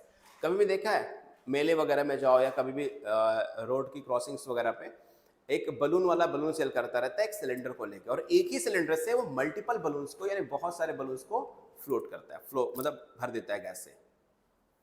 पता चली बात? एक बार पता है क्या हुआ? एक बार गैस जो था वो पार्टी चल रही थी, सॉलिड, लिक्विड और गैस की पार्टी चल रही थी, ठीक है। अब पार्टी में था क्या? पार्टी में था क्या कि अच्छी खासी पार्टी चल रही थी सॉलिड, लिक्विड और गैस की। अब सॉलिड पहुंच चुका था, लिक्विड पहुंच चुका था, गैस अभी तक नहीं पहुंचा था। सॉलिड, लिक्विड और गैस की पार्टी चल रही थी, सारे सॉलिड, सारे लिक्विड, सारे गैसेस आ चुके, लेकिन गैस नहीं पहुंचे थे। अब गैस लेट से पहुंचा पार्टी में, सबने पूछा भाई तुम लेट से क्यों आए? कह रहा है मैं पहुंचा कहाँ, मैं तो कब से पहुंच गया था, यही फैला हुआ था पूरे कमरे में। अब गैस की ऐसी हालत है, सोच लो, गैस एक तो दिखाई नहीं देती जल्दी, प्लस वो पूरी जगह फैली रहती है, कोई उसका फिक्स शेप होता ही नहीं है। बात समझ में आई? तो मेरे जोक्स ऐसा नहीं है कि तुम्हें सिर्फ फंसाने के लिए हैं, उससे तुम्हें चीजें समझ में आएंगी, कॉन्सेप्ट समझ में आएंगे। So enquire from him about how many balloons is he able to fill form of the cylinder। अब उससे मिलो एक बलून वाले से और जाकर पूछो कि भैया आप एक सिलेंडर से कितने बलून्स को फुला सकते हो। Ask him which gas does he have in cylinder। उससे ये भी पूछो कि भैया सिलेंडर के अंदर कौन सी गैस है। एक तो नॉर्मल गैस होती है जिससे नॉर्मल बलून को फुला देते हैं, कोई भी गैस को ले सकते हो, लेकिन अगर बलून हवा में उड़ने वाला है, तुम छोड़ दो तो उड़ जाएगा, होगा क्या उसमें? उसमें बेसिकली क्या होगा? हीलियम गैस होती है, क्योंकि हीलियम गैस सबसे हल्की गैस होती है, वो फ्लोट करती है। अब हुआ क्या, जब मैं सेकंड क्लास में था तो सेकंड क्लास में मैंने एक गैस वाला गुब्बारा खरीदा था, खरीदते कहते पापा के साथ गया होगा तो खरीदे होंगे। तो वो गैस वाले गुब्बारे को मैंने सोचा कि मैं ईंटे में बांध के रख दूंगा तो ऊपर की तरफ उड़ेगा और फिर मैं उसके साथ खेलूंगा।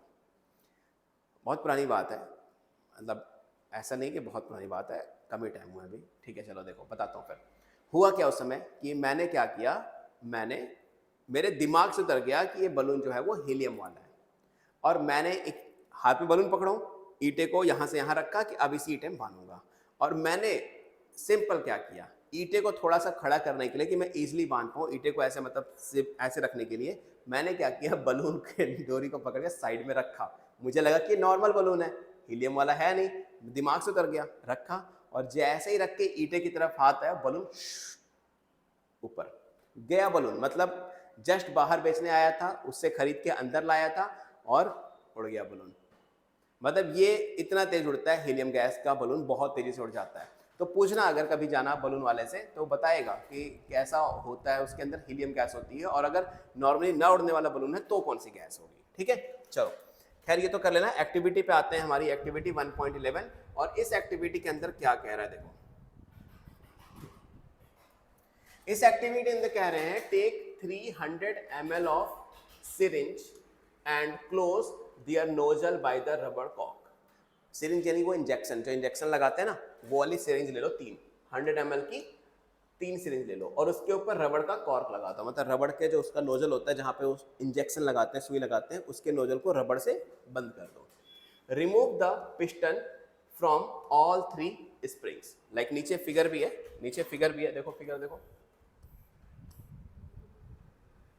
ये पिस्टन है, ये एक सिरिंज है, रबड़ कॉक से बंद कर दिया। अब तुम्हें करना क्या है कि इस पिस्टन को खींचकर रिमूव करना है। कर नहीं पाओगे भाई साहब, मैं सही बता रहा हूँ, कर नहीं पाओगे। क्यों? क्योंकि यहाँ पे गैस अंदर जा नहीं रही और अंदर गैस का प्रेशर बहुत ज्यादा बन चुका है, अंदर इतनी गैस ही नहीं है कि तुम खींच पाओगे। मैं ये नहीं कह रहा पूरी तरह से इम्पॉसिबल है, बट बहुत मुश्किल भी है।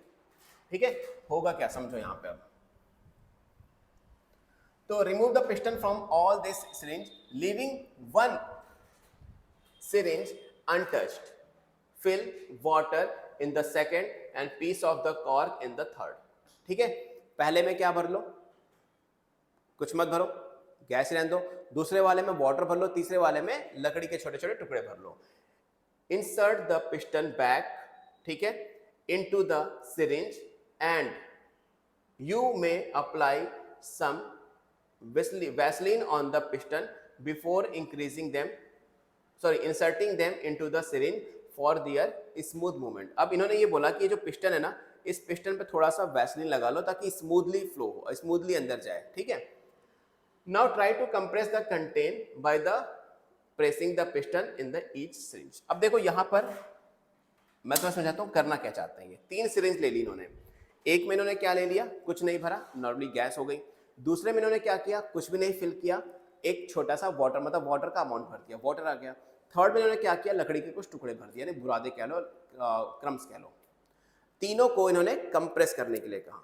तो तुम जब गैस को कंप्रेस करोगे तो पॉसिबिलिटी बनेगी, पॉसिबिलिटी क्योंकि आगे वाला नोजल तुमने बंद कर रखा है कॉर्क से, तो कंप्रेस होगा। जिसमें लिक्विड होगा वो बिल्कुल माइनर सा कंप्रेस होगा, बिल्कुल माइनर सा, तुम्हें पता नहीं चलेगा कंप्रेस हो रहा है। लेकिन जो सॉलिड होगा वो तो बिल्कुल भी कंप्रेस नहीं होगा। यानी इससे हमें पता क्या चला कि गैस कंप्रेस की जा सकती है, गैस को कंप्रेस किया जा सकता है।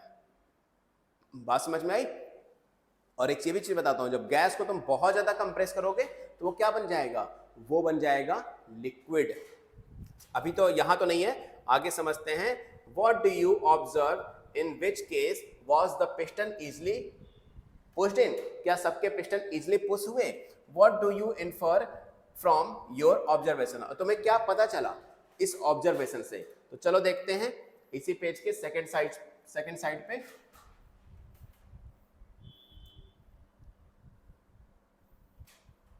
देखो, तो we have observe, important line है, we have observe that gas are highly compressible. Gas को क्या किया जा सकता है, कंप्रेस किया जा सकता है as compare to solid and liquid. देखो सॉलिड और लिक्विड में थोड़े बहुत कंप्रेस किए जा सकते हैं, मतलब बिल्कुल माइनर से, ऐसा नहीं कि इम्पॉसिबल है, लेकिन लिक्विड को सबसे ज्यादा कंप्रेस किया जा सकता है, सॉरी गैस को। ऑब्जर्व दैट गैसेस जो है वो हाईली कंप्रेसिबल है, and the liquefied petroleum gas, जिसको हम बोलते हैं एलपीजी, लिक्विफाइड पेट्रोलियम गैस, यानी वो एक टाइम पे गैस थी जिसको कंप्रेस कर दिया गया है और अब वो क्या बन गई है, लिक्विड बन गई है। मैंने बोला था कि गैस को जब बहुत ज्यादा कंप्रेस करते हैं तो वो लिक्विड बन जाता है। सिलेंडर में जब हम भर देते हैं तो हमें घर पे कुक किया, we get into our home for the cooking, और the oxygen supplied to the hospital. Hospital के अंदर ऑक्सीजन सिलेंडर्स भी होते हैं, उसमें भी क्या होता है, सिलेंडर के अंदर कंप्रेस गैस भरी होती है, जिससे होता क्या है, जब हम कंप्रेस करते हैं, कंप्रेस करने का मतलब क्या था कि मान लो ये सिरिंज थी, सिरिंज में यहाँ तक गैस थी, यहाँ तक पिस्टन था, मैंने पिस्टन को जब अंदर दबाया तो पिस्टन इतने में आ गया, मतलब इतनी ज़्यादा गैस को मैंने कंप्रेस करके इतने में कर दिया। बात समझ में आई, इतनी ज़्यादा गैस को कंप्रेस करके इतने में कर दिया, यानी कम जगह के अंदर ज़्यादा गैसेस को एडजस्ट किया जा सकता है। बात समझ में आई। कंप्रेस्ड नेचुरल गैस, जिसको हम बोलते हैं सीएनजी, जिससे आजकल कार्स चल रही हैं, is used as a fuel these days in our vehicle. Important lines आ गई। Due to its higher compressibility, gas की बात कर रहे हैं, due to gas higher compressibility, large volume of gas can be compressed into a small cylinder and transported easily। मैंने बताया क्या फायदा होता है कि हम इजीली ट्रांसपोर्ट कर सकते हैं, वो तो एक अलग चीज है ही, प्लस कम सिलेंडर के अंदर भी ज्यादा गैस को फिल कर सकते हैं क्योंकि हमने उसको कंप्रेस कर दिया है। बात समझ में आई, क्लियर है। चलो, तो we come to know of what is being cooked in the kitchen without even entering there. अगर तुम्हारी मम्मी घर पे मैगी बना रही हैं, टेस्ट आ गया मुंह में, मैगी बना रही हैं, तुम किचन में ना भी जाओ ना, तब भी तुम्हें पता चल जाएगा कि मैगी बन रही है। कैसे कैसे कैसे कैसे sir? By the smell that reaching our nostrils. क्यों? क्योंकि मैगी की जो स्मेल है वो हमारे नोस्ट्रिल्स तक, हमारे नाक तक आ रही है। And how does this smell reaches us? और ये स्मेल हमारे तक आई कैसे? एयर की हेल्प से। एयर की हेल्प से the particles of the, important line है याद रखना, the particles of the aroma, aroma का मतलब खाने की खुशबू, of food mix with the particles of air spread from the kitchen reach us to the even further away. यानी जो particles of the aroma of the food, जो particles थे उस मैगी के स्मेल के, खुशबू के, वो एयर में मिक्स हुए, और एयर क्या होती है, ना इधर की ना उधर की, हर जगह फ्लो करती रहती है, तो एयर की हेल्प से वो हमारे पास आई और हमें स्मेल हुआ, और इवन वो और आगे तक जाएगी। ठीक है, the smell of the hot cooked food reaches us in the second. और इन्होंने ये भी बताया, मैंने क्या बताया था कि अगर किसी पार्टिकल को तुम हीट दोगे तो उसका मोशन बढ़ जाता है। क्यों? क्योंकि जस्ट बिकॉज उसकी काइनेटिक एनर्जी बढ़ जाती है। स्टार्टिंग में पढ़ा था हमने, यानी गैस के भी जो पार्टिकल्स हैं अगर वो हीटेड होंगे तो उनकी काइनेटिक एनर्जी ज्यादा होगी, और उनकी काइनेटिक एनर्जी अगर ज्यादा हुई तो उनका मोशन ज्यादा होगा, यानी गर्म खाने की खुशबू जल्दी हम तक पहुंचेगी और ठंडे खाने की खुशबू हम तक नहीं पहुंचेगी। उसी मैगी को तुम फ्रिज में रख दो और ठंडा कर लो, और अब बाहर निकालो, अब उसकी खुशबू गायब, अब उसकी खुशबू आएगी नहीं तुम्हारे तक। फिर उसको गर्म करो, फिर से खुशबू आना शुरू हो जाएगी। क्यों? क्योंकि हीटेड पार्टिकल्स ज्यादा अच्छे से मोशन करते हैं और ज्यादा जल्दी स्मेल्स को भेजते हैं आगे। Compared with the rate of diffusion of solid and the liquid. तो सॉलिड और लिक्विड के डिफ्यूजन से ज्यादा जल्दी डिफ्यूजन गैस का होता है और स्प्रेड भी ज्यादा जल्दी होता है। Due to high speed of a particle and large space between them, gas show the property of diffusing very fast into the other gases. और इसीलिए एक गैस दूसरे गैस के अंदर बहुत जल्दी डिफ्यूज होती है। तुम्हें पता है हमारे एटमॉस्फेयर में बहुत सारी गैसेस हैं, नाइट्रोजन, ऑक्सीजन, कार्बन, बहुत सारी, हीलियम, बहुत सारी गैस है, सब आपस में मिक्स हैं। क्लियर? चले। So in the gaseous state the particles move about randomly at high speed. Due to this random motion the particles hit each other and also the walls of the container. और gases के जो particles होते हैं वो इतने ज़्यादा movement करते हैं कि हमेशा एक दूसरे को हिट करते रहते हैं। या जैसे इस कमरे में मैं पढ़ा रहा हूँ, इस कमरे में भी जितनी भी गैसेस हैं वो इस कमरे की वॉल्स को कंटिन्यूअसली हिट कर रही हैं, क्लियर? अब इससे मतलब क्या समझ में आया? इंपॉर्टेंट लाइन आई फिर से, the pressure exerted by the gas is because of this force exerted by the gas particles. यानी गैस से जो प्रेशर एग्जर्ट होता है ना उसके कंटेनर पे या सराउंडिंग्स पे, वो किस वजह से होता है? उसके पार्टिकल्स की वजह से होता है, क्योंकि उसके पार्टिकल्स क्या कर रहे हैं? फोर्स एग्जर्ट कर रहे हैं पर unit area on the wall of a container. हर एक यूनिट एरिया के ऊपर प्रेशर या कह लो फोर्स डाल रहे हैं। बात समझ में आ गई? जैसे ऐसा समझो। अच्छा, हमने अभी ये भी देखा कि सबसे ज्यादा स्पेस किसके बीच में होता है? गैस के बीच में होता है। तो ये तीन डायग्राम बहुत अच्छे से याद रखना, तीनों डायग्राम इंपॉर्टेंट है हमारे लिए। क्या कह रहे हैं इस डायग्राम में? इस डायग्राम को ध्यान से देखना और समझना। हमारे पास सॉलिड है, हमारे पास लिक्विड है, हमारे पास गैस है। अगर हम सॉलिड की बात करें तो सॉलिड के इंटरमॉलिक्यूलर स्पेस क्या है? बहुत कम, बीच में स्पेस बहुत कम है। वही अगर हम लिक्विड की बात करें तो लिक्विड के बीच में स्पेस क्या है? ज्यादा है, जिसकी वजह से इसका मोशन थोड़ा ज्यादा है। अच्छा, सॉलिड के अंदर जो पार्टिकल्स हैं इनके बीच में मोशन होता है, लेकिन ये जस्ट फॉर वाइब्रेट करते रहते हैं। क्यों? क्योंकि इनके पास स्पेस नहीं है। स्पेस नहीं है तो ज्यादा मूव नहीं कर पाएंगे। इससे पार्टिकल्स हैं ये सिर्फ अपने प्लेस पे वाइब्रेट कर रहे हैं ऐसे। लिक्विड में थोड़ा स्पेस होता है तो इधर उधर मूव करते रहते हैं। गैस में स्पेस बहुत ज्यादा होता है भाई साहब, तो ये बहुत रैंडमली मोशन करते हैं और बहुत ज्यादा फोर्स एग्जर्ट करते हैं अपने सराउंडिंग्स के ऊपर। समझ में आई बात? क्लियर है ये चीज? चलिए, ये पेज भी हमारा खत्म हुआ और अब हम बढ़ते हैं नेक्स्ट पेज की तरफ। तो ये फर्स्ट चैप्टर का हमारा था पेज नंबर 5। अब हम आते हैं पेज नंबर 6 के ऊपर। तो यहाँ पर हमारे पास कुछ क्वेश्चंस हैं, क्वेश्चंस को हम बाद में देखेंगे। अब आता है can matter change its state? क्या मैटर अपने स्टेट को चेंज कर सकता है? तो यस यार, देखो सारे के सारे मैटर्स आपस में चेंज होते रहते हैं। तो we all know from our observation that water can exist in 3 states of matter. Yes, water तीनों स्टेट में मिलता है। कैसे? ध्यान से देखना। वाटर तुम्हें सॉलिड में भी मिलेगा एज अ आइस, लिक्विड में भी मिलेगा एज अ वाटर, और गैस में भी मिलेगा एज अ वाटर वेपर। यानी वाटर तीनों स्टेट्स में है। यानी स्टेट्स का कन्वर्जन हो सकता है। हम आइस को मेल्ट नहीं कर सकते हैं, आइस को वेपराइज नहीं कर सकते हैं। यानी कि सारे के सारे मैटर्स जो हैं, सॉलिड, लिक्विड और गैस, जो उनका स्टेट है वो आपस में कन्वर्ट किया जा सकता है। वही लिखा है can matter change its state? तो yes. What happen inside the matter during the change of the state? जब मैटर अपने स्टेट्स को चेंज कर रहे होते हैं तो उनके अंदर चलता क्या है, कैसे चेंज होते हैं? What happen to the particles of matter during the change of state? उन पार्टिकल्स के साथ क्या बीतती है जब वो अपने स्टेट को चेंज करते हैं? अगर कोई सॉलिड है वो लिक्विड में बदल रहा है तो उसके पार्टिकल्स के क्या चीजें हो रही है, पार्टिकल्स के साथ क्या हो रहा है? How does this change of state take place? और ये जो स्टेट्स का चेंज है ये हो क्यों रहा है और कैसे हो रहा है? We need answer to these questions, isn't? तुम्हें नहीं लगता कि हमें इन तीनों क्वेश्चंस का आंसर सर्च करना चाहिए? करना चाहिए, नहीं करना चाहिए?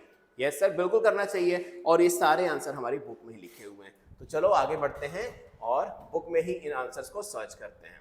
तो यहाँ पर एक एक्टिविटी है हमारे पास और एक्टिविटीज की हेल्प से हम थोड़ा सा समझेंगे। चलो, तो effect of change of temperature यानी जब इस मैटर्स के ऊपर टेम्परेचर डालते हैं तो क्या इफेक्ट आता है मैटर के ऊपर, मैटर नहीं मतलब सॉलिड, लिक्विड और gas and states of matter के ऊपर जब टेम्परेचर डालते हैं तो क्या फर्क पड़ता है। देखो effect of temperature, matter of change of temperature, activity ले लेंगे। Take about the 150 gram of the ice in a beaker and the suspend a laboratory thermometer so that, suspend मतलब its bulb, it is the contact with the ice in the figure. अच्छा यहाँ bulb क्यों लिखा हुआ है, जो भी हमारा थर्मामीटर होता है ना लेबोरेटरी का, उसके यहाँ पर देखोगे तो एक पॉइंट होता है जहां से हम टेम्परेचर चेक करते हैं। हम इस साइड वाले से टेम्परेचर नहीं चेक करते, उस साइड जिस साइड वाले से टेम्परेचर चेक करते हैं उसको बोलते हैं बल्ब। इसको क्या बोलेंगे, बल्ब।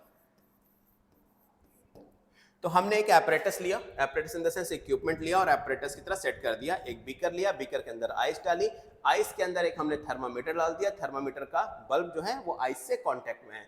और एक हमने क्या लिया है, ग्लास स्टीयर लिया है, ग्लास का मूव करने वाला लिया है हमने, ठीक है। और बर्नर से नीचे हमने हीट देना शुरू कर दिया है, बर्नर से नीचे हीट देना शुरू किया है। अब होगा क्या, यहाँ पर ध्यान से देखो होगा क्या। थर्मामीटर में जैसे थर्मामीटर का टेम्परेचर यहाँ पर था, थर्मामीटर का टेम्परेचर यहाँ पे था, अब देखो टेम्परेचर थोड़ा सा ऊपर चला गया है, टेम्परेचर थोड़ा सा ऊपर चला गया और जो हमारी आइस थी वो वाटर में कन्वर्ट हो गई। यानी जैसे जैसे हम हीट दे रहे हैं, सॉलिड जो आइस था वो अब लिक्विड में कन्वर्ट हो चुका है। यानी कि अगर हम सॉलिड को हीट दें तो सॉलिड लिक्विड में कन्वर्ट हो जाता है। ये चीज समझ में आई। टेम्परेचर का क्या इफेक्ट पड़ा, टेम्परेचर स्टेट को चेंज करता है, सॉलिड स्टेट को लिक्विड में कन्वर्ट कर देता है, टेम्परेचर भी इंक्रीज कर देता है। बात समझ में आ गई, क्लियर है। चलो आगे आते हैं नेक्स्ट पेज पर। तो हमारा आता है नेक्स्ट पेज।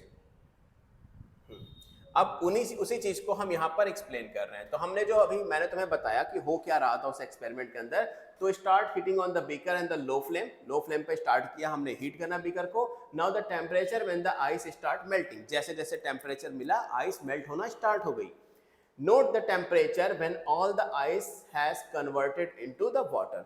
अब वो टेम्परेचर नोट कर लो जस्ट टेम्परेचर पर आइस जो है वो वाटर में कन्वर्ट हो गई थी। Record your observation for this conversion of solid to liquid state. यानी इस ऑब्जर्वेशन को रिकॉर्ड कर लो, यानी लिख लो, मेंशन कर लो एक जगह, जब तुमने सॉलिड को किस में कन्वर्ट कर लिया, लिक्विड के अंदर कन्वर्ट कर लिया। Now put the glass rod in the beaker and heat while steering till the water start boiling. अब उस ग्लास रॉड को अंदर रखो और स्टीर करते रहो तब तक जब तक वाटर बॉयल होना ना शुरू हो जाए। Keep the careful ice on the thermometer reading till most of the water has vaporised. अब थर्मामीटर पे वो रीडिंग नोट करो जब तक ज्यादातर पानी तुम्हारा वेपोराइज ना हो गया हो, यानी लिक्विड से गैस में ना कन्वर्ट हो गया हो। Clear. Record your observation for the conversion of the water into the liquid state to the gaseous state. और तुम्हें पूरा का पूरा कन्वर्जन याद रखना है, वो टेम्परेचर, वो सिचुएशन जब वाटर अब किस में कन्वर्ट हो रहा है, लिक्विड से गैस में कन्वर्ट हो रहा है, यानी वेपर बन रहा है। अब यहां पर आया हमारा मेन समझने वाला पॉइंट कि उस एक्टिविटी से हमें मिला क्या। On increasing the temperature the solid kinetic energy of the particle increases. हमने पढ़ रखा है कि टेम्परेचर देते हैं तो काइनेटिक एनर्जी इंक्रीज होती है। तो जब हमने सॉलिड यानी आइस को टेम्परेचर देना शुरू किया था तो उसके पार्टिकल, आइस के पार्टिकल के पास काइनेटिक एनर्जी बढ़ गई, और काइनेटिक एनर्जी बढ़ गई तो उसका मोशन तेज हो गया। Due to the increase in the kinetic energy the particle start vibrating with the greater speed. मैंने बताया था सॉलिड मूव तो कर नहीं सकते, सॉलिड के पार्टिकल सिर्फ वाइब्रेट करते हैं, अब तेजी से वाइब्रेट करना शुरू कर दिए। ठीक है। The energy supplied by the heat overcome the force of attraction between the particles. अब इतनी ज्यादा एनर्जी मिल गई ना वाइब्रेट करते करते कि उनके बीच का जो फोर्स था ना वो टूट गया, उनके बीच का जो फोर्स था वो गैप बढ़ गया। तो फोर्स क्या हो गया, वीक हो गया, and the particle leave their fixed position and start moving more freely. और पार्टिकल्स क्या हुए, पार्टिकल्स वहां से जो उनकी पोजीशन थी वहां से मूव करना शुरू किए और फ्रीली मूव करना शुरू कर दिए। ठीक है। अ stage of reached when the solid melt and it's converted into the liquid. और धीरे धीरे वो स्टेट आ गया जब सॉलिड लिक्विड में कन्वर्ट हो गया।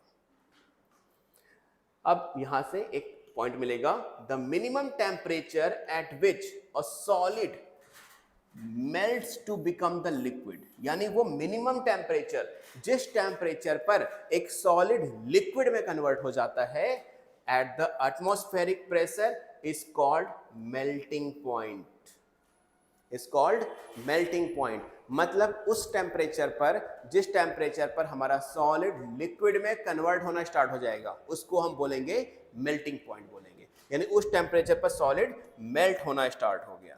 समझ में आई बात? And the melting point of a solid is an indication of the strength of the force of attraction between the particles. यानी इनके कहने का मतलब ये है कि हर मैटर, हर सॉलिड का मेल्टिंग पॉइंट सेम नहीं होता। अगर फॉर एग्जांपल मान लो हमारे पास दो ऑब्जेक्ट हैं, दो सब्सटेंस हैं, एक है ए और दूसरा है बी। मान लेते हैं इसका मेल्टिंग पॉइंट 100 डिग्री सेल्सियस है और इसका मेल्टिंग पॉइंट 200 डिग्री सेल्सियस है, तो ऑब्वियसली इसके स्ट्रेंथ क्या है? ज्यादा। इसके पार्टिकल्स की स्ट्रेंथ क्या है? ज्यादा है। मतलब ज्यादा मेल्टिंग पॉइंट मतलब ज्यादा टेम्परेचर, इसका मतलब स्ट्रेंथ पार्टिकल्स की ज्यादा है। The melting point of the ice is 273.15 Kelvin। 273.15 kelvin होती है। देखो स्टार बना है, मतलब इससे रिलेटेड कोई ना कोई इंफॉर्मेशन इसी पेज के नीचे होगी। The process of the melting, that is change of solid state in the liquid state, is also known as fusion। यानी जो प्रोसेस है ना, जो प्रोसेस है सॉलिड से लिक्विड में जाने का, इसको बोलते हैं फ्यूजन। फ्यूजन याद रखना, दो वर्ड होते हैं, फ्यूजन और फीजन। ये कौन सा वर्ड है? ये है फ्यूजन, FUSION। फ्यूजन का मतलब होता है सॉलिड टू लिक्विड, सॉलिड से लिक्विड में कन्वर्ट होना। When a solid melts, its temperature remains the same, so where does the heat energy goes? अब जब सॉलिड लिक्विड में कन्वर्ट होता है तो इसका टेम्परेचर तो देखो सेम रहता है, टेम्परेचर सेम रहता है। तो जो हम यहाँ पर हीट दे रहे हैं ना इसको, इस हीट जाती कहाँ है? क्वेश्चन आ गया भाई साहब, बहुत अच्छा तगड़ा क्वेश्चन, कि अगर हम सॉलिड को मेल्ट होता है तो उसका टेम्परेचर सेम रहता है, तो उस टाइम पे जो हम हीट दे रहे होते हैं वो हीट कहाँ गई फिर? क्योंकि एनर्जी तो कन्वर्ट होती है, हीट इज एनर्जी। एनर्जी तो कहीं ऐसा तो नहीं है खत्म हो सकती, नहीं खत्म बिल्कुल नहीं हो सकती, एनर्जी तो ट्रांसफर हो सकती है। चलो इस चीज को देखते हैं अब। सो क्या लिखा हुआ है? You must have observe during the experiment of melting that the temperature of the system does not change। हमने देखा कि जो पूरा का पूरा सिस्टम था उसका टेम्परेचर चेंज नहीं हुआ। So after the melting point is reaches till all the ice melts, this happen even through we continue to the heat of the beaker। यानी इनके कहने का मतलब ये है कि एक ऐसा कुछ नहीं है कि हमने बहुत ज्यादा हीट उसको दिया, हमने कंटिन्यूअस हीट उसको दिया। अगर एक तवा है, एक तवे के ऊपर मतलब गैस को जलाओ, गैस को लाइट अप करो और उसके ऊपर तवा रख दो, तो ऐसा तो है नहीं कि तवा जलते जलते 1000 डिग्री सेल्सियस चला जाएगा, नहीं, एक लिमिटेड तक ही रहेगा। लेकिन कंटिन्यूअस हीट हम जब उस पर देते हैं तो रोटियां जलने लगती हैं। क्यों? क्योंकि हीट कंटिन्यूअस हो गया। बात समझ में आई? तो वही चीज यहाँ लिखी है, that is we continued supply heat. हमने वहां पर कंटिन्यू सप्लाई की हीट की, and this heat gets used up to changing the, क्या चेंज किया इस हीट ने? जो हीट हमने कंटिन्यूअस दी उस हीट ने क्या चेंज किया? तो आओ देखते हैं, आगे लिखा हुआ है हमारे पास, चेंज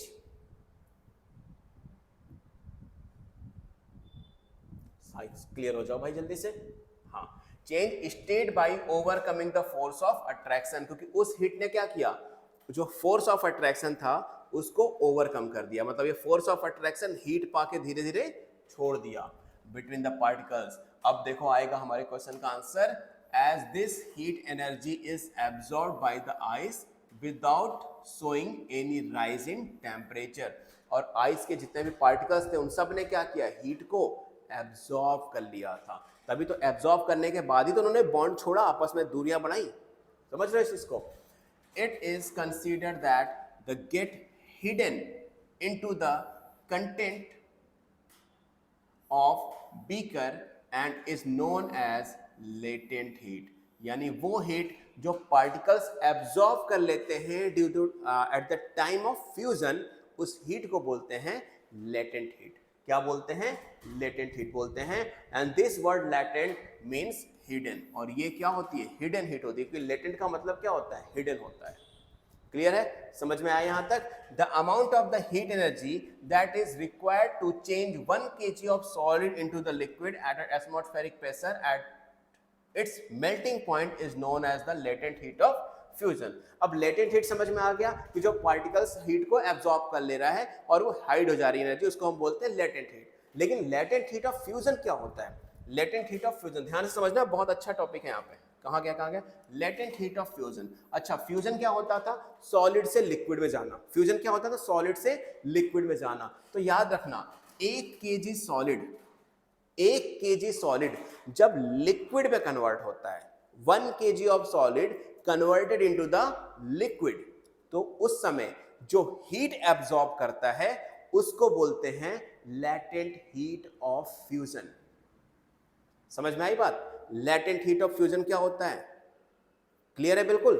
चलो, so particle in the water 0 degree Celsius यानी कि 273 kelvin have more energy as compare to the particle in the ice as the same temperature. यानी एक सेम टेम्परेचर पर देखा जाए तो वाटर जो कि 0 डिग्री सेल्सियस पर है वो ज्यादा पावर होगी उसके पास, यानी उसके पास ज्यादा एनर्जी होगी अगर हम उतने ही टेम्परेचर पे एक आइस को रखें तो। क्लियर? बात समझ में आ गई?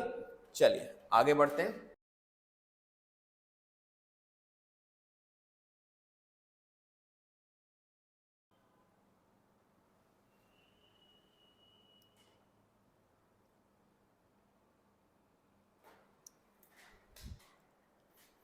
चलो, सो अब आता है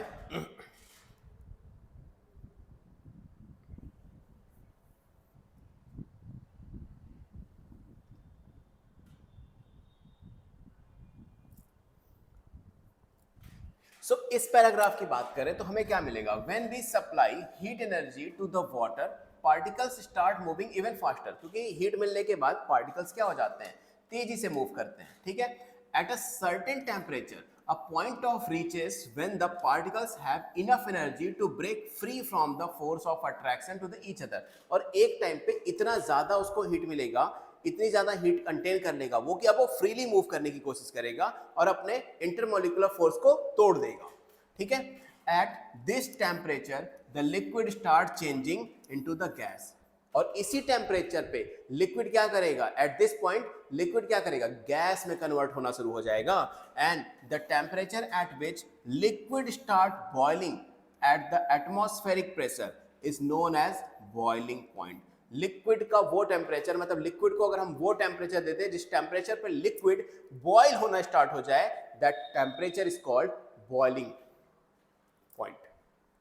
मतलब the temperature at which a liquid start boiling, the temperature is called boiling point। क्योंकि उस पॉइंट पर जाकर लिक्विड जो है वो बॉयल होना स्टार्ट हुआ। Boiling is a bulk phenomena. क्यों? क्योंकि जितने सिर्फ एक पार्टिकल बॉयल नहीं हो रहा, सारे के सारे particles from the bulk of the liquid gain energy to change their vapour state. यानी लिक्विड के जितने भी पार्टिकल्स हैं वो सब के सब बॉयल होना शुरू होंगे एक साथ, और सब के सब किस में कन्वर्ट हो जाएंगे? वेपर में कन्वर्ट हो जाएंगे। बात समझ में आई? आगे वाले पैराग्राफ पे चलते हैं। For water this temperature is 373 kelvin, यानी 100 degree Celsius is equal to क्या हो जाएगा? 273 प्लस 100 यानी 373 केल्विन। यानी 100 डिग्री सेल्सियस किसके बराबर होता है? 373 केल्विन के बराबर होता है। चलो जल्दी से इस पैराग्राफ को भी देखते हैं। Can you define the latent heat of the vaporisation? क्या आप latent heat of vaporisation define कर सकते हो? अब लेटेंट हीट क्या थी? वो हिडन हीट थी जिस हीट पे हमारा सॉलिड लिक्विड में कन्वर्ट होता था। और यहां क्या बताना है? लेटेंट हीट ऑफ वेपराइजेशन, यानी वो हीट जो हीट गेन करने के बाद, यानी वो हिडन हीट जो गेन कर लेगा लिक्विड और किस में कन्वर्ट होगा? वेपर में कन्वर्ट होगा। Do it in the same way as we have defined in the latent heat of fusion। वैसे ही सेम क्या हो जाएगी? latent heat of vaporization। ध्यान समझना, particles in the steam, this is water vapor at 373 यानी 100 degree Celsius have more energy than the water। Obviously क्योंकि water के पास पहले से एनर्जी है, उसके पार्टिकल्स को हमने हीट दे दी, तो वहां पे क्या हो जाएगा, हमें और ज्यादा एनर्जी मिल जाएगी at the same temperature. This is because particles in steam have absorb extra energy. Particles को क्या मिल गई, जो स्टीम थे, जो वेपर था, उसके पार्टिकल्स को क्या मिली, एक्स्ट्रा एनर्जी मिल गई, और उस एनर्जी पर पार्टिकल्स किसमें चेंज हो गए, वेपराइज होना शुरू हो गए, सो दैट उसको हम बोलेंगे लैटेंट हीट ऑफ वेपराइजेशन। मतलब वो हिडन हीट जिस हीट पर जाकर हमारे जो लिक्विड्स हैं वो गैस में कन्वर्ट होना शुरू हो गए, यानी वेपराइज होना शुरू हो गए, उसको क्या बोलेंगे, latent heat of vaporisation. Clear है यहां तक? चलो यहां तक अच्छे से अगर मार्क कर लिया हो तो ठीक है, समझ में आया हो तो भी ठीक है, बिल्कुल समझ में आएगा, 100% समझ में आया होगा। लेकिन अगर तुम्हें लगता है कि यहां तक आज के लिए ठीक है तो अपनी इस वीडियो को यहीं पर रोक देना, आगे की वीडियोस को कल देख लेना या थोड़ी देर बाद देख लेना। जरूरी नहीं है पूरा लेक्चर एक साथ देखो, ठीक है, अगर फर्स्ट टाइम देख रहे हो तो, क्योंकि एनसीईआरटी लाइन बाय लाइन है, तो मेक श्योर थोड़ा सा टाइम दो, लेक्चर को टाइम दो, ताकि तुम्हें चीजें लाइन बाय लाइन समझ में भी आए। सो लेटेंट हीट ऑफ वेपोराइजेशन तो हमें समझ में आ गया। अब इसका एक चार्ट दिया हुआ है यहाँ पे, इस चार्ट को समझते हैं। इस चार्ट की हेल्प से तुम्हें ऊपर की सारी चीजें समझ में आ जाएंगी। देखो, हमें अगर सॉलिड को लिक्विड में कन्वर्ट करना है, सॉलिड को किस में कन्वर्ट करना है, जस्ट 1 सेकेंड, हाँ यस, हमें अगर सॉलिड को लिक्विड के अंदर कन्वर्ट करना है तो हमें हीट करना पड़ेगा। लिक्विड को अगर गैस स्टेट में डालना है तो भी हीट करना पड़ेगा। यानी एक चीज समझो, स्पेस ज्यादा करना है मॉलिक्यूल्स के बीच में, यानी पार्टिकल्स के बीच में अगर स्पेस बढ़ाना है, क्यों, क्योंकि सबसे ज्यादा स्पेस किस में होता है, गैस में, उससे कम लिक्विड में, उसके कम सॉलिड में, तो हमें हीट देना पड़ेगा। अगर सेम इसी का उल्टा हमें स्पेस को कम करना है, मतलब अगर गैस को लिक्विड में कन्वर्ट करना है तो हमें कूल करना पड़ेगा, और लिक्विड को अगेन से सॉलिड में करना है तो अगेन हमें क्या करना पड़ेगा, कूल करना पड़ेगा। बात समझ में आ गई? चलिए आगे बढ़ते हैं और देखते हैं हमारे पास। So we infer that the state of matter can be changed into the another state by changing the temperature। यानी हमारे पास एक ऑप्शन मिल गया कि हमें अगर एक स्टेट को दूसरे स्टेट में चेंज करना है तो हमें क्या करना पड़ेगा, टेम्परेचर की हेल्प से हम चेंज कर सकते हैं। टेम्परेचर इंक्रीज करेंगे, solid to liquid, liquid to gas, temperature कम करेंगे, गैस से लिक्विड, लिक्विड से solid. Clear? We have learned that substance around us change state from solid to liquid and from liquid to gas and apply on application of heat। यानी आप heat को apply करते हैं तो solid से liquid में होता है, लिक्विड से फिर गैस में हो जाता है। बट देयर, आगे पढ़ते हैं क्या लिखा हुआ है। अच्छा देखो, ऊपर जो केल्विन की बात थी उसके बारे में लिखा हुआ है कि 0 डिग्री सेल्सियस 273 केल्विन होता है, तो अगर 100 डिग्री सेल्सियस होगा तो केल्विन में भी 100 डिग्री प्लस कर लोगे, 373 हो जाएगा। ठीक है, वही सारी चीजें इन्फॉर्मेशन लिखा हुआ है। सेंटेंस क्या था हमारा, बट देयर। नेक्स्ट लाइन पे चलते हैं, पेज नंबर 8 पे। there are some that change directly from solid state to the gas। अरे भाई ये क्या बात हो गई, हमने अभी देखा था कि हमारा जो सब्सटेंस था वो जब हम हीट दे रहे थे तो सॉलिड से लिक्विड में जा रहा था और लिक्विड से सॉलिड में जा रहा था। बट कुछ सब्सटेंस ऐसे होते हैं जो डायरेक्ट सॉलिड से लिक्विड में चेंज होते हैं। जैसे देखा है कोई याद एग्जांपल तो कमेंट करो। याद है कैम्फर, कपूर जिसकी हम पूजा करते हैं, जिससे वो क्या होता है, कैम्फर जब उसको जलाते हैं सॉलिड रहता है, लेकिन डायरेक्टली बिना लिक्विड में कन्वर्ट हुए सीधा गैस में कन्वर्ट हो जाता है। Vice versa without changing into the liquid state. अच्छा, कुछ वाइस वर्सा कंडीशन भी होती है, जैसे कुछ गैसेस ऐसे हैं जो डायरेक्टली सॉलिड में कन्वर्ट हो जाते हैं विदाउट लिक्विड में गए हुए। चलो एक एक्टिविटी है हमारे पास 1.13, समझते हैं इसको। इस एक्टिविटी को क्या लिखा हुआ है, टेक सम कैम्फर, कुछ कपूर ले लो, कैम्फर मतलब Kapoor, crush it and put in the China dish. इसको क्रश कर लो और एक चाइना डिश के अंदर रख लो। इस एपरेटस से समझ लो, एक चाइना डिश है, उसके ऊपर कैम्फर रखा हुआ है, ठीक है, और यहां पर हमने कॉटन से ऊपर ढक दिया है। Clear? Put in inverted funnel over the China dish. और देखो एक इन्वर्टेड फनल को उल्टा करके हमने एक चाइना डिश के ऊपर रख दिया है। Put the cotton plug on the stem of the funnel. Funnel की जो स्टेम थी उसके ऊपर कॉटन डाल के उसको बंद कर दो, एज सोन इन फिगर 1.7। देखो कॉटन प्लग था, इन्वर्टेड फनल था, कैम्फर था, ठीक है, कैम्फर अभी बाद में होगा, ठीक है।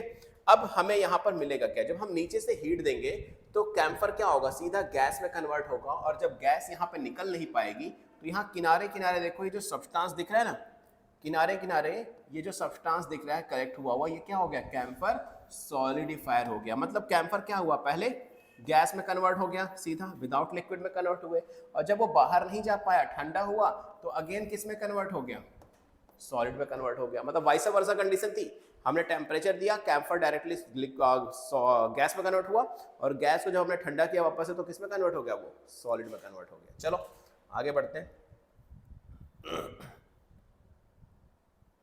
A change of state directly from solid to gas without changing into the liquid state is called sublimation। क्या वर्ड आएगा यहाँ पे, sublimation। सबलिमेशन का मतलब डायरेक्टली सॉलिड से लिक्विड में कन्वर्ट होना, इसको हम बोलते हैं, इस प्रोसेस को sublimation.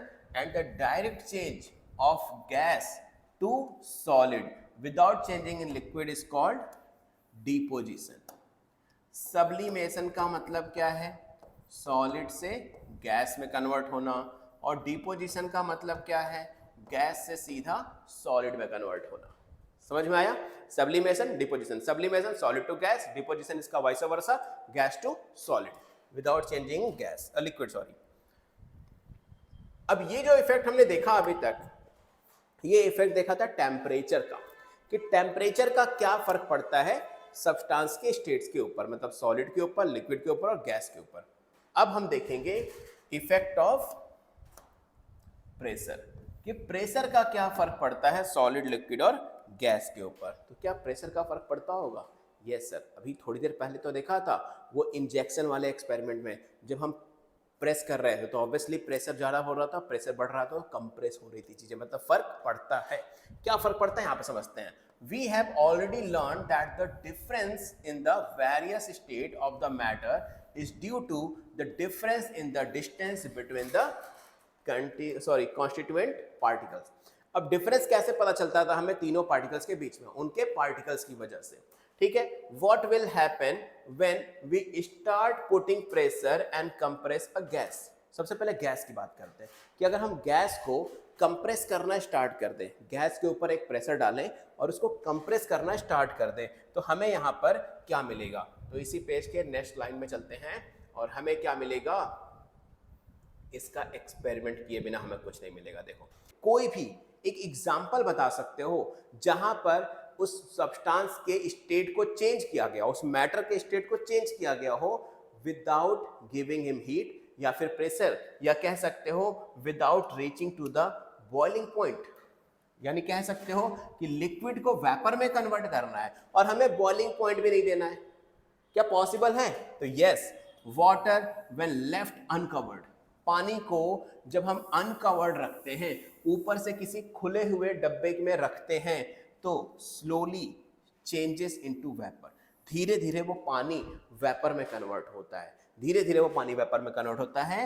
Wait clothes dry up, हमारे गीले कपड़े बाहर फैलाते सूख जाते हैं, वहां पर तो बॉइलिंग नहीं हुई, लेकिन फिर भी पानी वेपराइज हो गया, पानी सूख गया।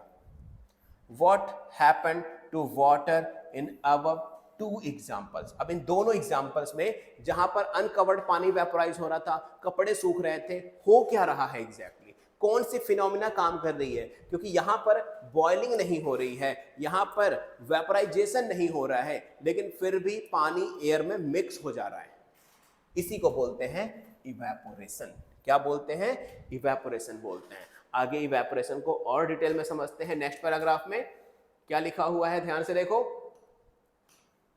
We know that particles of matter are always moving and are never be rest। Water के जो पार्टिकल्स है वो हमेशा मूव करते रहते हैं, ठीक है। पार्टिकल्स ऑफ मैटर हमेशा मूव करते हैं, कभी भी रेस्ट पर नहीं होते हैं। At a given temperature is any in any gas, अगर एनी गैस में देखा जाए, किसी लिक्विड में देखा जाए, किसी भी गैस में देखा जाए, तो एक फिक्स टेम्परेचर के ऊपर वो कभी भी उनको टेम्परेचर देते हैं तो वो हमेशा पार्टिकल्स मूव करते रहें। So there are particles with the different amount of kinetic energy. Solid हो, लिक्विड हो, गैस हो, तीनों के पार्टिकल्स की काइनेटिक एनर्जी अलग अलग होती है, ठीक है। In the case of liquid, a small fraction of particle at a surface having higher kinetic energy। जैसे फॉर एग्जांपल मान लो एक बाउल है, बाउल में ऊपर से अनकवर्ड बाउल है, यानी ऊपर से ढक्कन खुला हुआ है, तो ऑब्वियस सी बात है ऊपर वाले सरफेस का, यानी वाटर के ऊपर वाले सरफेस पे काइनेटिक एनर्जी ज्यादा होगी, क्योंकि उसको एटमॉस्फेरिक टेम्परेचर मिल रहा है। तो ऊपर वाला सरफेस धीरे धीरे क्या होगा, एयर बनता जाएगा। क्यों? क्योंकि पार्टिकल्स मूव कर रहे हैं with respect to the bottom वाले पार्टिकल्स। पार्टिकल्स मूव कर रहे हैं, पार्टिकल्स ज्यादा मूव करेंगे लिक्विड के तो वो गैस में कन्वर्ट होगा, हम पढ़ चुके हैं पहले ही। तो धीरे धीरे ऊपर वाली लेयर क्या बन गई, हवा मिक्स हो गई, फिर जो लेयर बनी फिर वो भी मिक्स हो गई, धीरे धीरे करते करते पूरा पानी ही एयर में मिक्स हो जाएगा and is able to break away from the force of attraction of out other particles and get converted into the vapour. जो ऊपर वाला सरफेस था उसका पानी जो था उसके पास सरफेस वाले पानी पर काइनेटिक एनर्जी ज्यादा हो गई, जिसकी वजह से वो पार्टिकल्स के बीच में स्पेस आने लगा और स्पेस ज्यादा हो गया तो वो एयर में मिक्स हो गया यानी वेपराइज हो गया। बात समझ में आई? And this phenomenon of change of liquid into the vapour at any temperature below its boiling point is called evaporation. यानी इवेपोरेशन की डेफिनेशन क्या हुई, जब कोई पानी वेपोरेट होता है वो भी किसी भी टेम्परेचर पे without reaching to the boiling point, without reaching to the boiling point, when a water get converted from liquid to gas, that is called evaporation। समझ में आ गई बात? that is called evaporation। Clear? चलो आगे बढ़ते हैं। अब कौन कौन से फैक्टर्स हैं जो इवेपोरेशन को अफेक्ट करते हैं? फैक्टर अफेक्टिंग इवेपोरेशन, इसको एक एक्टिविटी से समझते हैं। Let us understand this with an activity 1.14। Clear? चलो पढ़ते हैं एक्टिविटी को। हमने क्या करना है, 5 ml ऑफ वाटर लेना है in a test tube and keep the near the window और अंडर अ फैन। तो एक टेस्ट ट्यूब ले लेना और टेस्ट ट्यूब के अंदर 5 ml वाटर ले लेना और उसको कहीं विंडो या फिर फैन के नीचे रख देना।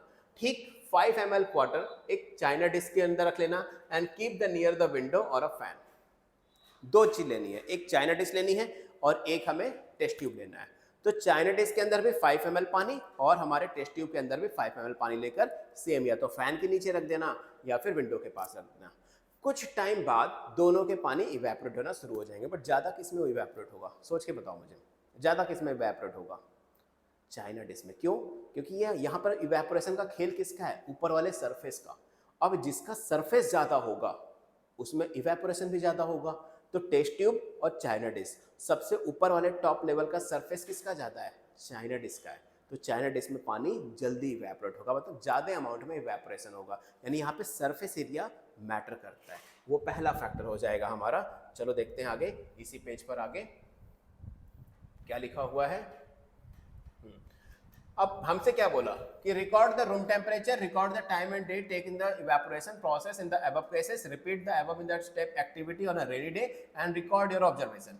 तो जिस टाइम पे तुमने शुरू किया था वो टाइम और खत्म इवेपोरेशन का टाइम वो नोट कर लेना, प्लस टेम्परेचर नोट कर लेना पॉसिबल हो तो, और सेम इसी एक्सपेरिमेंट को तुम रेनी सीजन में करना और उस टाइम पे भी सेम ऑब्जर्वेशन नोट करना। तुम्हें क्या मिलेगा, रेनी सीजन में सारा प्रोसेस स्लो हो जाएगा। क्यों? क्योंकि रेनी सीजन में वाटर का अमाउंट एयर में पहले से ही ज्यादा होता है। इस चीज को आगे एक्सप्लेन किया इन्होंने। What do you infer about the effect of temperature, surface area and the wind velocity on the evaporation?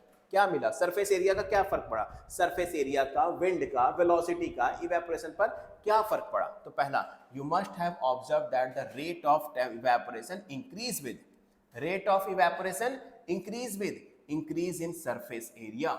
समझना इस चीज को। अगर हम इवेपोरेशन का रेट इंक्रीज करना है तो हमें सरफेस एरिया क्या करना पड़ेगा, इंक्रीज करना पड़ेगा। इवेपोरेशन का रेट का मतलब क्या होता है, कभी भी कोई वर्ड ऐसा हो रेट ऑफ का मतलब होता है इसके बाद जो वर्ड है इवेपोरेशन, इसको लिखो इवेपोरेशन और इवेपोरेशन को डिवाइड कर दो टाइम से, ये हो गया rate of evaporation. Rate of evaporation, जिस वर्ड का रेट ऑफ निकालना है उसको टाइम से डिवाइड कर दो। बात समझ में आ गई? यानी हम कह सकते हैं कि surface area increases, evaporation increases, यानी सरफेस एरिया इंक्रीज होगा तो इवेपोरेशन भी क्या होगा, इंक्रीज होगा। ओके, चलो पैराग्राफ पढ़ते हैं।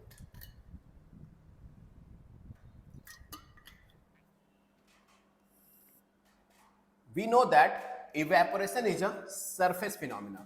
इवेपोरेशन हो कहाँ रही थी, सबसे ऊपर वाले सरफेस पे, मैंने बताया था अभी। If the surface area is increased, अगर हम सरफेस एरिया को क्या कर दें और ज्यादा इंक्रीज कर दें, so the rate of evaporation increases, तो रेट भी क्या हो जाएगा, यानी इवेपोरेशन होने की स्पीड क्या हो जाएगी, ज्यादा हो जाएगी, इवेपोरेशन और तेज होना शुरू हो जाएगा.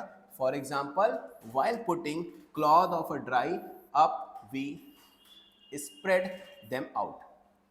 अब इसको समझो, दो शर्ट सेम साइज की सेम क्वालिटी के कपड़े की ले लेना, एक शर्ट को अच्छे से पूरा खोल के एक जगह फैला देना और एक को ऐसे ही बस ऐसे ही टांग देना. दोनों में से कौन सी जल्दी सूखेगी, जिसको हमने फैला के रखा है. क्यों? क्योंकि उसका सरफेस एरिया बढ़ गया, सरफेस एरिया बढ़ गया तो इवेपोरेशन इंक्रीज हो जाएगा, तो वो वाली शर्ट जल्दी सूखेगी. इसीलिए मम्मी कहती हैं कि कपड़ों को झाड़ के फैलाया करो. क्यों? क्योंकि कपड़ों को झाड़ने से एरिया बढ़ जाता है और एरिया बढ़ता है तो हमारा इवेपोरेशन जल्दी होता है. समझ में आई बात? मम्मियों को साइंस ज्यादा पता है, मम्मियों को साइंस बहुत आती है, बट उन्हें लॉजिक नहीं पता होता ज्यादातर, लेकिन उनको उस काम को करने के साइंटिफिक तरीके सारे पता होते हैं. ठीक है, चलो दूसरा हमारा क्या है, एन इंक्रीज इन टेम्परेचर. अच्छा, हम इवेपोरेशन कैसे बढ़ा सकते हैं, टेम्परेचर को इंक्रीज करके. कैसे बढ़ा सकते हैं, टेम्परेचर को इंक्रीज करके. समझना, with the increase in the temperature more number of particle get enough kinetic energy to get into the vapor state. हम टेम्परेचर बढ़ाएंगे, जो सरफेस वाला पार्टिकल होगा उसकी काइनेटिक एनर्जी और ज्यादा बढ़ जाएगी, और ज्यादा बढ़ेगी तो इवेपोरेशन और जल्दी होगा. क्लियर? नेक्स्ट हमारा क्या है, डिक्रीज इन ह्यूमिडिटी. ह्यूमिडिटी होती क्या है पहले, humidity is amount of water vapour present in air, यानी एयर के अंदर कितना वाटर वेपर प्रेजेंट है. ह्यूमिडिटी का मतलब, बारिश के सीजन में देखो, बारिश के सीजन में हर चीज चिपचिप करने लगती है, कर्टन्स स्टिकी हो जाते हैं, बेडशीट स्टिकी हो जाती है, टॉवल जल्दी सूखती नहीं है, कपड़े तो बिल्कुल नहीं सूखते जल्दी. क्यों? क्योंकि एयर के अंदर वाटर का अमाउंट ज्यादा है. अब जब एयर के अंदर वाटर का अमाउंट ज्यादा होगा तो इवेपोरेशन स्लो हो जाएगा. वही लिखा हुआ है, to increase the sorry a decrease in humidity. अगर ह्यूमिडिटी कम है तो इवेपोरेशन ज्यादा होगा. ह्यूमिडिटी डिक्रीजेस, इवेपोरेशन इंक्रीजेस, या फिर ह्यूमिडिटी इंक्रीज हो गई तो इवेपोरेशन डिक्रीज हो जाएगा. ये चीज याद रखना, ये अपोजिट होता है. ठीक है, so the air around us can not hold more than a definite amount of water vapour. हमारे आसपास जो एयर है ये एक fix amount of water vapour ही क्या कर पाती है, अपने पास एब्जॉर्ब कर पाती है, रख पाती है. अगर उससे ज्यादा होगा तो एब्जॉर्ब नहीं कर पाएगी. ठीक है, at a given temperature if the amount of water in the air is already high तो the rate of evaporation decreases. यानी जब अमाउंट ऑफ वाटर पहले से ज्यादा है तो बहुत ज्यादा वाटर का वेपर एटमॉस्फेयर में नहीं जा पाएगा. नहीं जाने का मतलब इवेपोरेशन इस केस में स्लो हो जाएगा. समझ में आया? चलिए नेक्स्ट पॉइंट की तरफ बढ़ते हैं.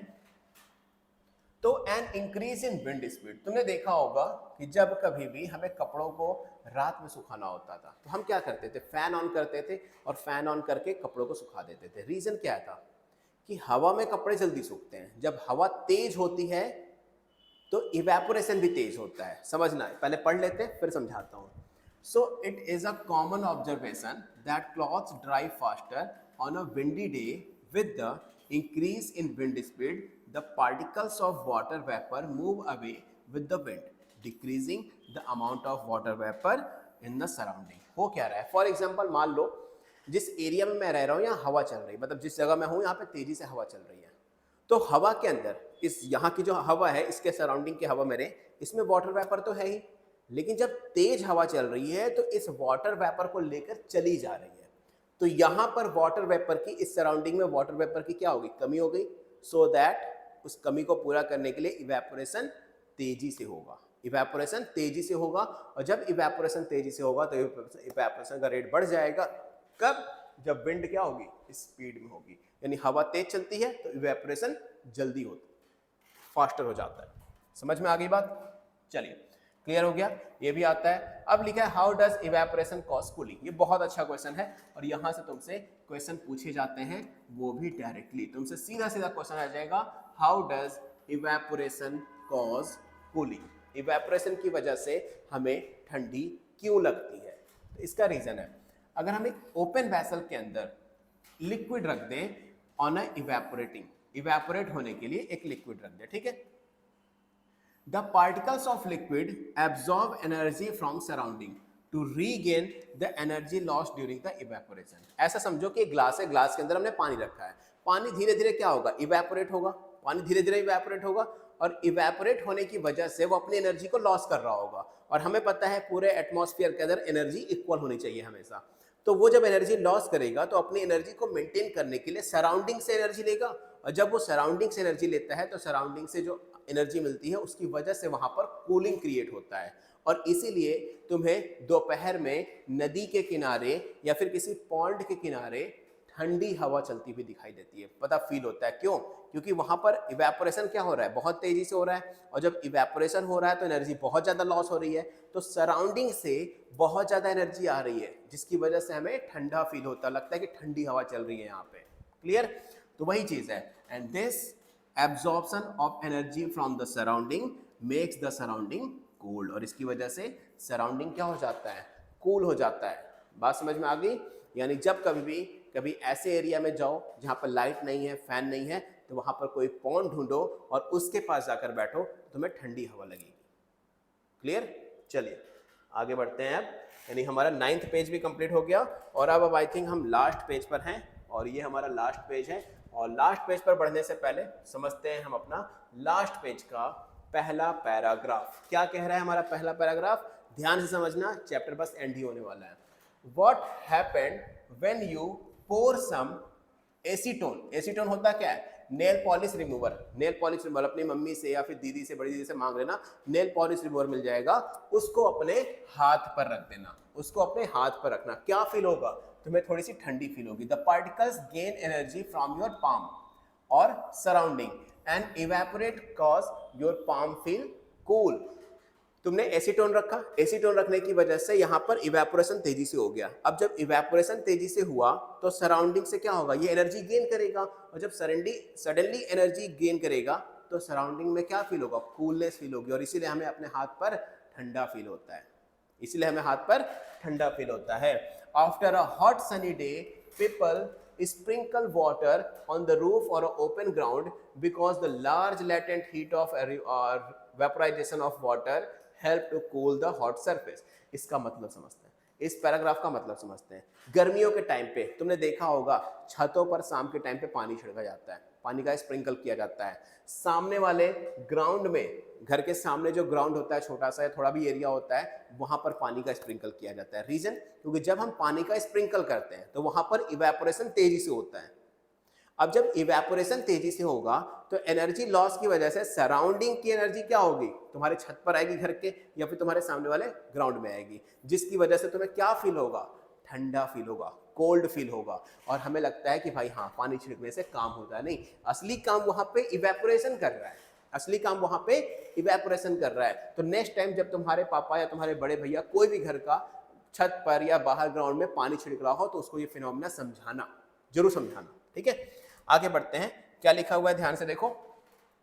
Can you cite some more examples from daily life where we can feel the effect of cooling due to evaporation? तो क्या तुम डेली लाइफ से कुछ और एग्जांपल्स बता सकते हो? मैं बता सकता हूँ एक एग्जांपल्स तुम्हें देखा होगा गर्मियों के टाइम पे हम डर्मीकोल या नवरत्न पाउडर जैसे ठंडे पाउडर लगाते हैं। रीजन? वो क्या करता है, वो इवेपोरेशन तेज करता है, वो हमारी बॉडी में जाता है और बॉडी का इवेपोरेशन बढ़ा देता है। यानी तुमने देखा होगा कभी भी हम ऐसे टाल्क लगाते हैं जो हमें ठंडा दे, वो तभी ठंडा देंगे जब तुम्हें स्वेटिंग होगी। तुम एसी में बैठो, ठंडी शरीर, तुम्हारी बॉडी ठंडी हो जाए और तुम वो टाल्क लगाओ, तुम्हें ठंडा फील नहीं होगा। तुम्हें ठंडा फील कब होगा? जब तुम्हें स्वेटिंग होगी, क्योंकि वो क्या करते हैं, वो तुम्हारी बॉडी का इवेपोरेशन बढ़ाते हैं, जिसकी वजह से तुम्हें स्वेटिंग होती है। पानी शरीर का बाहर निकला, इवेपोरेशन हो गया, अब सराउंडिंग से एनर्जी क्या कर रहा है, तुम्हारी बॉडी गेन कर रहा है। अब तुम्हारी बॉडी गेन कर रहा है तो तुम्हें ठंडा फील होता है। पता चला लॉजिक? चलो आगे बढ़ते हैं।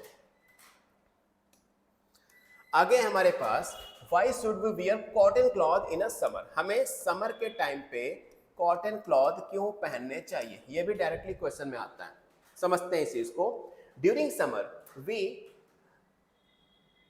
perspire more because of the mechanism of our body which keep us cool। हमारी बॉडी का एक फीचर है कि अगर बाहर बहुत ज़्यादा गर्मी है तो हमारी बॉडी हमारे इंटरनल ऑर्गन्स को ठंडा रखती है, बहुत ज़्यादा ठंडी है तो हमारे बॉडी हमारे इंटरनल ऑर्गन्स को गर्म रखती है।